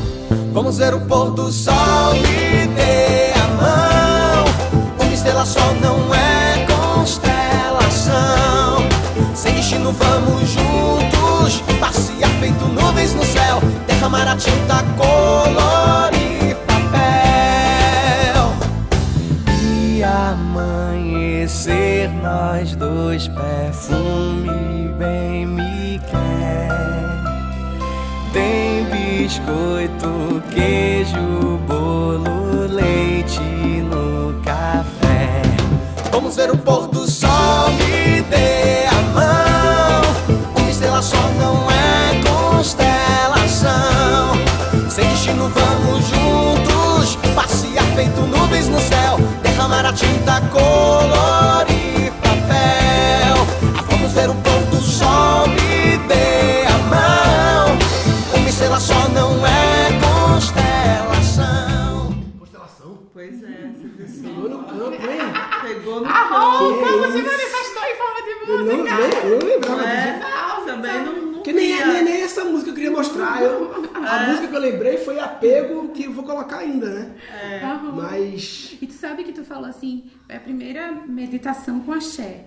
E pra mim, é uma meditação, a meditação com axé, a meditação da mente, porque eu tô conectada, tô com consciência no que está se ouvindo, mas é a meditação do meu corpo, claro. Porque quando eu deixo aqui... Eu quero dançar, mas não porque é meditação, eu tô meditando no meu corpo, porque é trazendo consciência pra ele a partir da música que o corpo pede um movimento, né? Então eu também tô meditando com o corpo. Na música principal do Encanto fala, a família é uma constelação. Que lindo. Ó, quer ver? Pega aquele exemplo, como se ali fosse uma constelação, aquela imagem, cada luzinha é uma estrela da constelação. Dani, esconde uma. A partir do momento que você esconde e exclui, já não é a constelação. Você não vai conseguir se localizar por ela. É assim que a constelação fala, né? Por isso que tem esse nome. Tem que ter todas as estrelas. Me dê a mão, uma estrela só não é constelação. Você já imaginou nós dois aqui conversando agora e ninguém ali pra gente estar compartilhando? Ia ficar uma parada só, não é a constelação, sacou? A constelação tá formada aqui. A gente olha pro céu, a humanidade se guiou por constelações no céu, né? Se de repente as Três Marias, o Cruzeiro do Sul apaga uma, a turma se perde no mundo. A humanidade teria se perdido no deserto aí. Dá um rolo grande, né? Exatamente. A música do Levi, que eu lembrei, é essa aqui, Morto Vivo. Hoje em dia o Levi não tá mais com música, tá no processo de introspecção e tá criando um novo negócio aí que tem nada a ver com música, com nada, enfim. E quando ele tava fechando esse ciclo, ele compôs umas 2 músicas assim, que já não era mais axé, bem daquele momento dele. E uma das músicas tem uma parte que fala apego é coisa do ego e tal. Enfim, quando tu falou apego, ego, eu lembrei logo de Levi. Enfim, vou botar aqui. Que tem a ver com o desapego, desapegar de ideias e tal, e que fala que apego é coisa do ego. E enfim. era o processo dele, né? Era o processo dele de desapego manifesto em música, porque era bem no momento em que ele estava transicionando de carreira. Morto Vivo. Desapegando de uma... Imagina como deve ser difícil você ter que comandar uma micareta de carnaval de Salvador sem querer estar ali. Que foi no último ano dele, talvez nos últimos, não sei. Né? Ou não só micareta, os shows, enfim. Ele não queria mais estar ali, ele estava ali, ele ainda na fase final, né, cumprindo tabela, mas que... Então, acho que essa música que já não é mais Jamil, já foi como Levi Lima, né? Carreira solo, mas é uma carreira solo que ele não continuou, porque ele resolveu entrar no processo de introspecção e entrar em outros negócios, que ele também é um cara bem empreendedor e tal. Muita saudade, inclusive, dele. Vamos chamar ele Dele aqui para de Bruna, dele de né? Bruna. Maravilhosa. A esposa dele é maravilhosa. Vou colocar aqui Morto Vivo, que foi a música que veio no meu campo aqui. Faça uma autópsia nas suas ideias. Lembra quanto tempo que você não tira férias, vivendo todo dia no piloto automático, falando por e-mail com quem ama pra ser prático, ficando robótico, lógico e cego. O medo é apego, é coisa do ego. O sentido de ser não é ter. Você está morrendo desde a hora que acabou de nascer.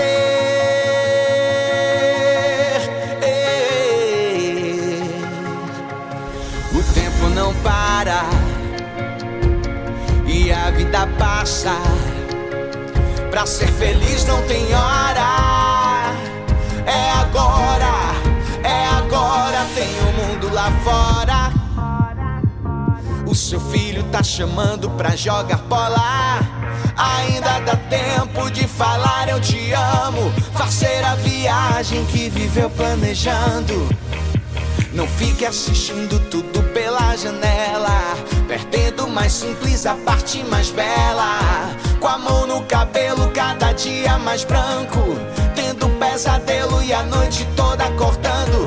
Respeite seu tempo, materialize os seus sonhos. Comece a dieta antes do final do ano. O futuro é um presente que você ganha todo dia. Levante a cabeça, respire e simplesmente sorria. Sorria. E quando sorria, sorria. Sorria. Sorria. E quando sorria,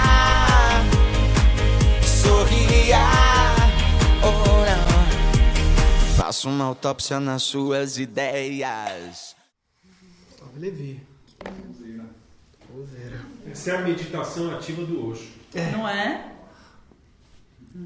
O Osho já mostrou aí que dançando a gente extravasa e medita e libera articulações que a gente não está comumente acostumado a liberar. E o cacau para dançar é uma experiência incrível. Vamos fazer aqui um cacau dance, como faz o Mose. Que, não sei se vocês já viram, né? No YouTube tem o Mose, que é um DJ da Guatemala, que faz umas festas de cacau. Acho que é tendência, festa sem álcool, com cacau. Que é tendência forte.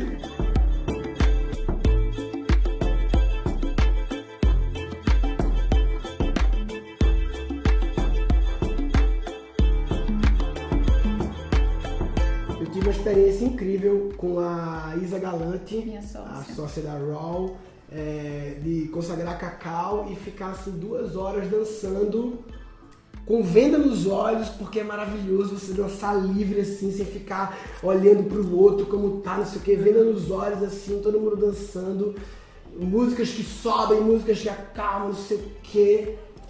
Vamos fazer aqui um cacau dance dentro Após do... o cacau flow.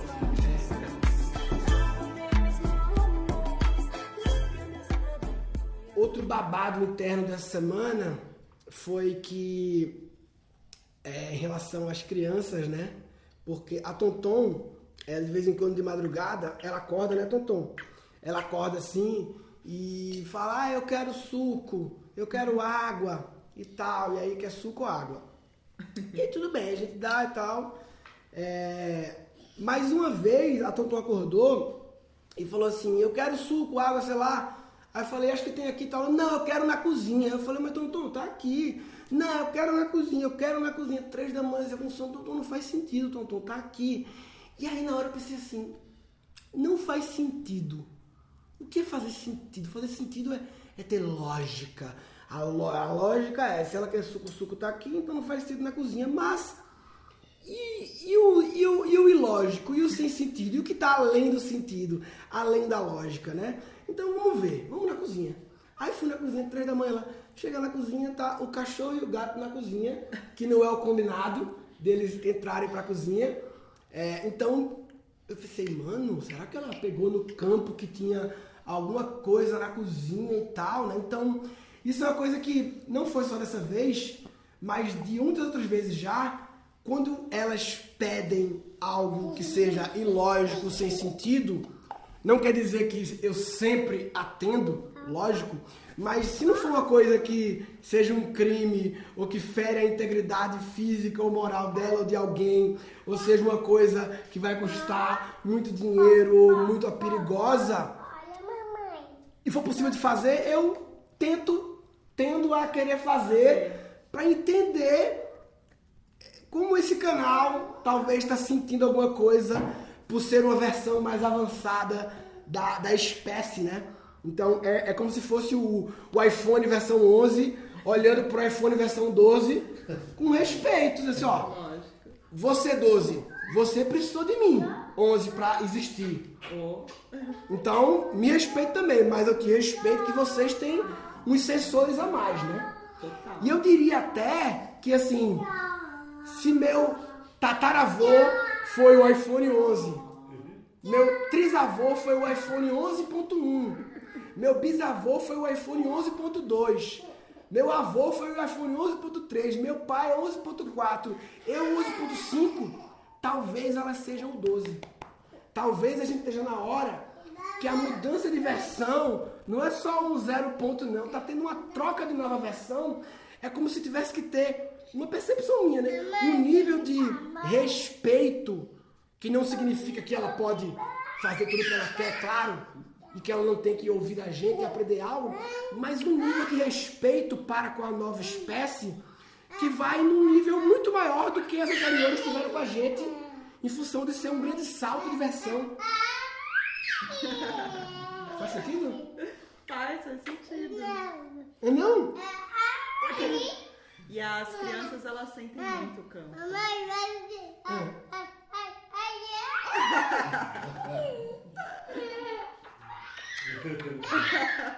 E aí, teve outra vez, como é que foi de madrugada? Não, outra vez foi de madrugada. Dormindo, tu tava viajando, aí ela eu levava o suco, né? Aí eu tava com o suco, aí ela acordou, quero suco. Aí eu falei, então tá aqui. Não, mamãe, o suco que tá na cozinha. Aí eu falei assim, de jeito nenhum, Tom, o suco tá aqui já. Ela, mamãe, por favor, eu dei. Vou lá, né? Ela tá insistindo tanto. Peguei e fui. Quando eu cheguei na cozinha, a cozinha inteira fedia gás.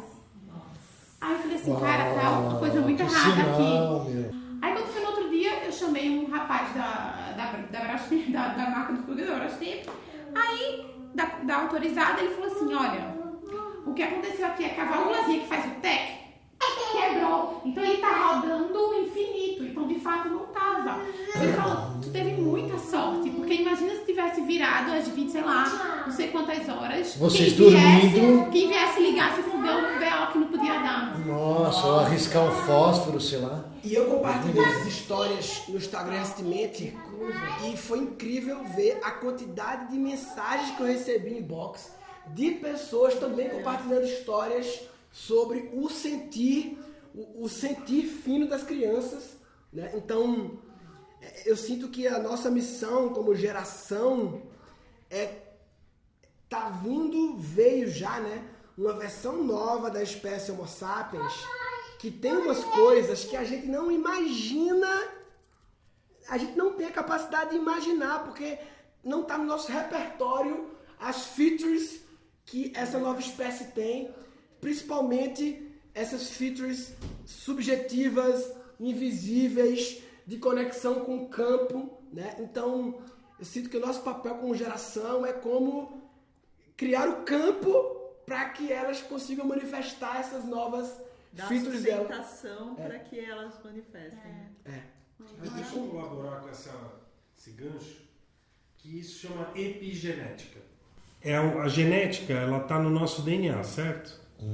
E o DNA, uma coisa é lá a célula, tá lá o código das proteínas, de como é que nós somos e como nós somos parecidos com nossos pais parecidos com o nosso avô, fisicamente. E o comportamento. Porque tem coisa que a gente fala, tá bom, eu sou fisicamente parecido, mas como é que a gente fala a mesma coisa? a gente ri igual, a gente tem raiva da mesma coisa. E o comportamento, ele dura, um comportamento seu com a sua filha, dura por 3 gerações. Porque essas sensações que vocês estão interagindo, está entrando no nosso mecanismo de sobrevivência, que significa, ótimo, se eu tenho esse comportamento, eu me dei bem. Ou, se eu tenho um comportamento ruim, eu não me dei bem.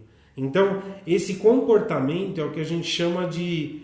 É uma emoção nossa que é interpretada lá dentro do nosso corpo como isso deu certo. E o nosso corpo, ele tem uma percepção de campo, a gente está falando de campo, que nós somos geradores de energia. Tudo que a gente faz aqui gera eletricidade lá dentro, e isso está tudo aqui armazenado na cabeça. Né? E o coração sente, interpreta e tal. Como você estava com a sua filha, ela colada em você. Essa distância não são todas as pessoas que têm acesso. Se eu for ficar colado em você, vai falar, não, peraí, dá um espacinho aqui. Né? Aí existe na proxêmica, que é isso, é o nosso sensor de campo de, peraí, as pessoas da minha família podem encostar em mim. Aquelas que não são da minha família podem chegar a meio metro. Aquelas que nem da minha família são, não é comum você estar andando na rua e uma pessoa chegar a meio metro de você. Então aí você permite ali 1 metro ou 3 metros. Então a proxêmica, que é o que faz a gente poder fluir entre todos e saber, não, esse está próximo, esse não está próximo. Isso é que define o campo de sobrevivência. Então a gente tem dentro da gente esse campo energético que vem dos nossos pais, dos nossos avós, e a gente está reagindo a esse campo por experiências antigas. E aí vem o seu conhecimento da constelação, dessas curas. Porque quando a gente está colocando no campo lá e analisando na constelação, a cura ela se dá por isso. Você viu, você reconheceu, você ajustou aquilo dentro de você que tinha um buraco no seu campo físico, orgânico, você se sentia mal. Então, essa relação, ela é extremamente física. Porque muitas pessoas, né, a gente está falando aqui constelação e essa interação, muitas pessoas podem achar isso, não, isso é uma viagem. Não, isso é físico, é orgânico, é fisiológico. É biologia. E aí epigenética é o nome disso. A epigenética é uma maneira de você identificar o conhecimento da constelação. É uma forma de você conseguir trazer. Tem o campo morfogenético, né, do Hubert Sheldrake, mas pela epigenética você também traz um pouco desse conhecimento sistêmico. Porque se a gente fosse colocar uma tabela de medida para medir o que é que o campo traz, a medida seria a vida. Quanto mais vida gera, mais aquele comportamento ele vai continuando. Porque às vezes funcionou para o seu avô, não vai funcionar para você, mas para o seu avô funcionou. Então seu pai fez a mesma coisa porque para o seu avô funcionou, gerou vida. Então eu vou repetir, porque gerou vida lá. Daí chega em você numa outra cultura, agora a gente vai ter que modificar, dar uma atualizada no sistema, porque esse como aqui já não faz sentido. Não está mais gerando vida isso aqui. Vamos mudar esse como para continuar gerando vida. Porque o que o sistema quer é que gere vida. É isso. Você está a serviço da vida. Sabe o que eu gosto de trazer para explicar o campo? O salmão. Salmão? O salmão. O peixe? O peixe. É mesmo? Para explicar. Porque olha só, o salmão, ele é um peixe que ele desce o rio, fica lá e tal. E em determinado momento da vida dele, dá uma louca que ele fala, preciso subir o rio. E contra a maré, subir até a nascente para me reproduzir. E aí ele começa a fazer esse movimento louco de subir, vai contra a maré. E quando o salmão chega lá na nascente, é exatamente a nascente onde ele nasceu. Só que ele chega meio zumbi, porque nesse processo energético, ele vai se comendo, vai comendo os órgãos internos. Então ele chega meio zumbizão mesmo lá. E aí ele faz a procriação e basicamente ele morre depois disso, né? Mas para a continuação da espécie. Aí eu falo para você assim, aonde que essa informação tá? Como que o salmão se comunicou com outro salmão para contar para ele aonde que ele nasceu, que ele tem que subir lá para fazer a procriação. Aonde que está essa informação? Essa informação fica no campo, entende? E o salmão acessa, porque nem o pai dele teve, né? Porque o pai dele morreu lá quando ele nasceu. Claro, é maravilhoso. Entende? Então é uma maneira de você explicar o campo. Outra maneira de você explicar o campo é saber. Os esse eu acho lindo, eu acho uma das mais lindas. Sabe os passarinhos quando eles começam a voar todos juntos? Nos países frios, né? Que eles começam a fazer aquele movimento. Ou o cardume de peixe que começa a fazer os movimentos, assim. Então isso é o campo, é uma maneira de você explicar o campo. Porque o passarinho, na hora que ele está fazendo assim, né?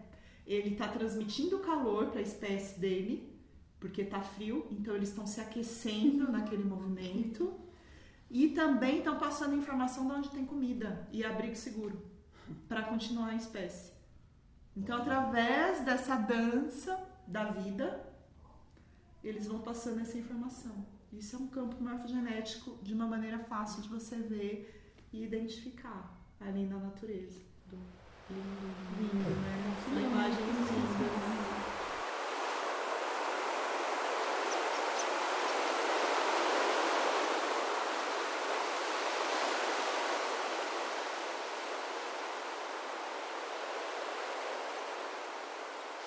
A gente falou aqui sobre ritual e intenção, né? Aí tu pediu uma música pro Cantone, aí eu pedi pra ele tocar Rezo do Fogo.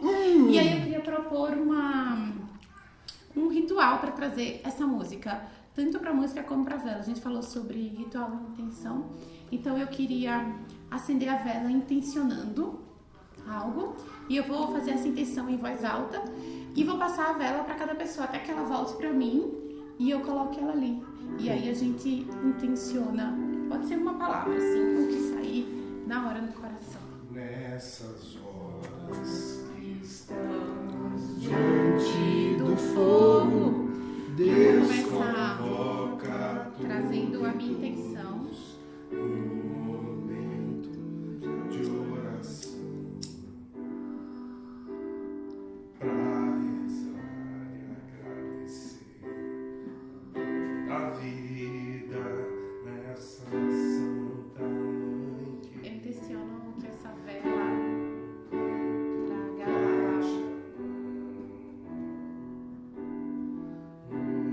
amor no seu calor pro meu coração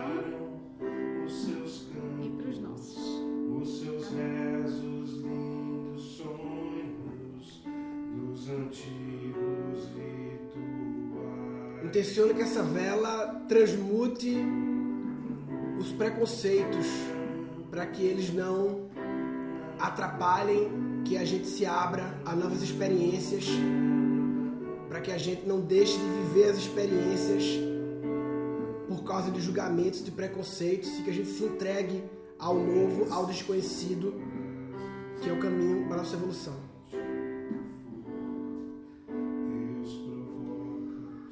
Eu intenciono clareza para iluminar os caminhos sombrios. Das sombras estiverem no nosso caminho, que tenha sempre uma luz que nos guie.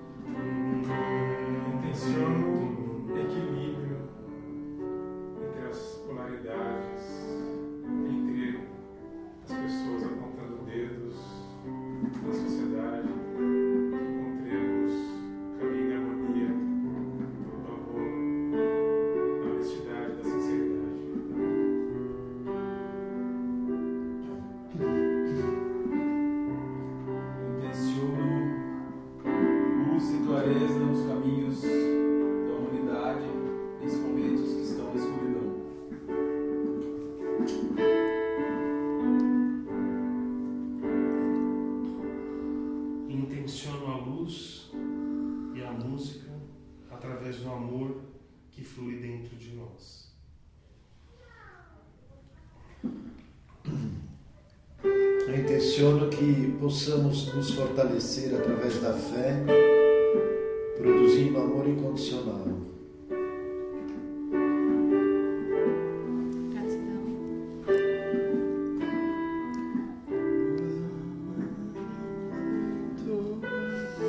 Eu vou fazer a segunda rodada de intenção pra gente decorar outra valinha ali. Tá bom.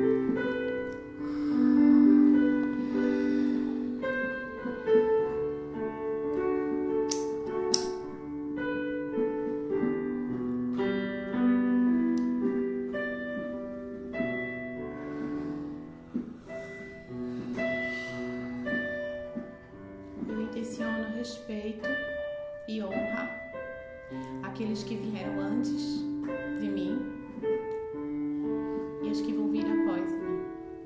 A eles todo o meu respeito, toda a minha honra, a minha ancestralidade.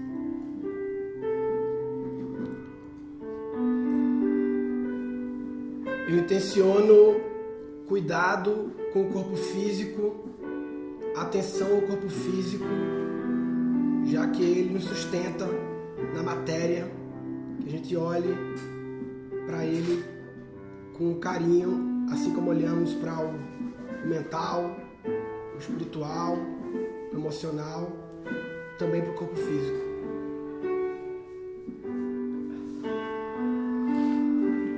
Eu intenciono conexão com o grande espírito, que a gente nunca esqueça o que de fato a gente veio fazer aqui nessa vida.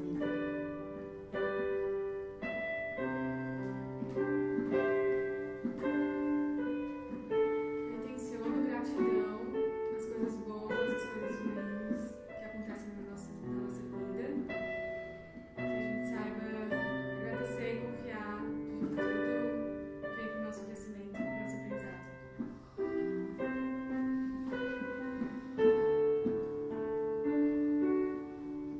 Eu intenciono a edificação da fé das pessoas descrentes.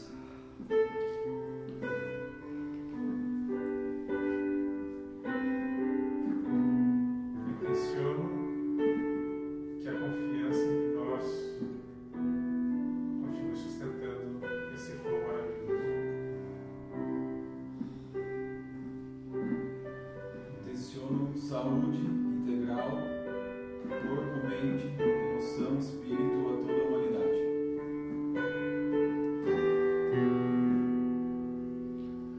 Intenciono que todas as famílias recebam as nossas intenções e a nossa nova brincadeira de se reunir para confraternizar a nossa intenção juntos.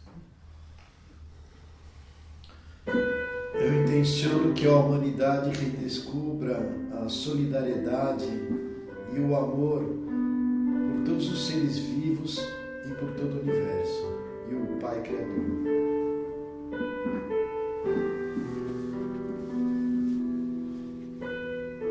Horas que estamos na vida, nossa Santa Mãe querida, para sempre Pachamama.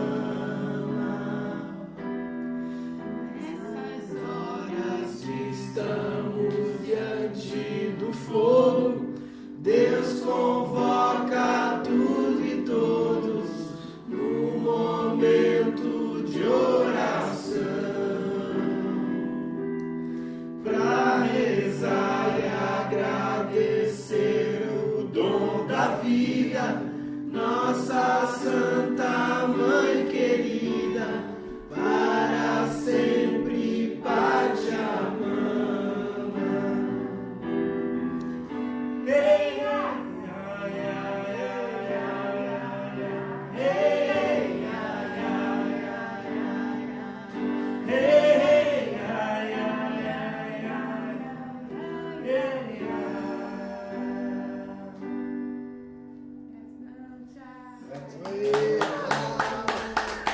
Glória!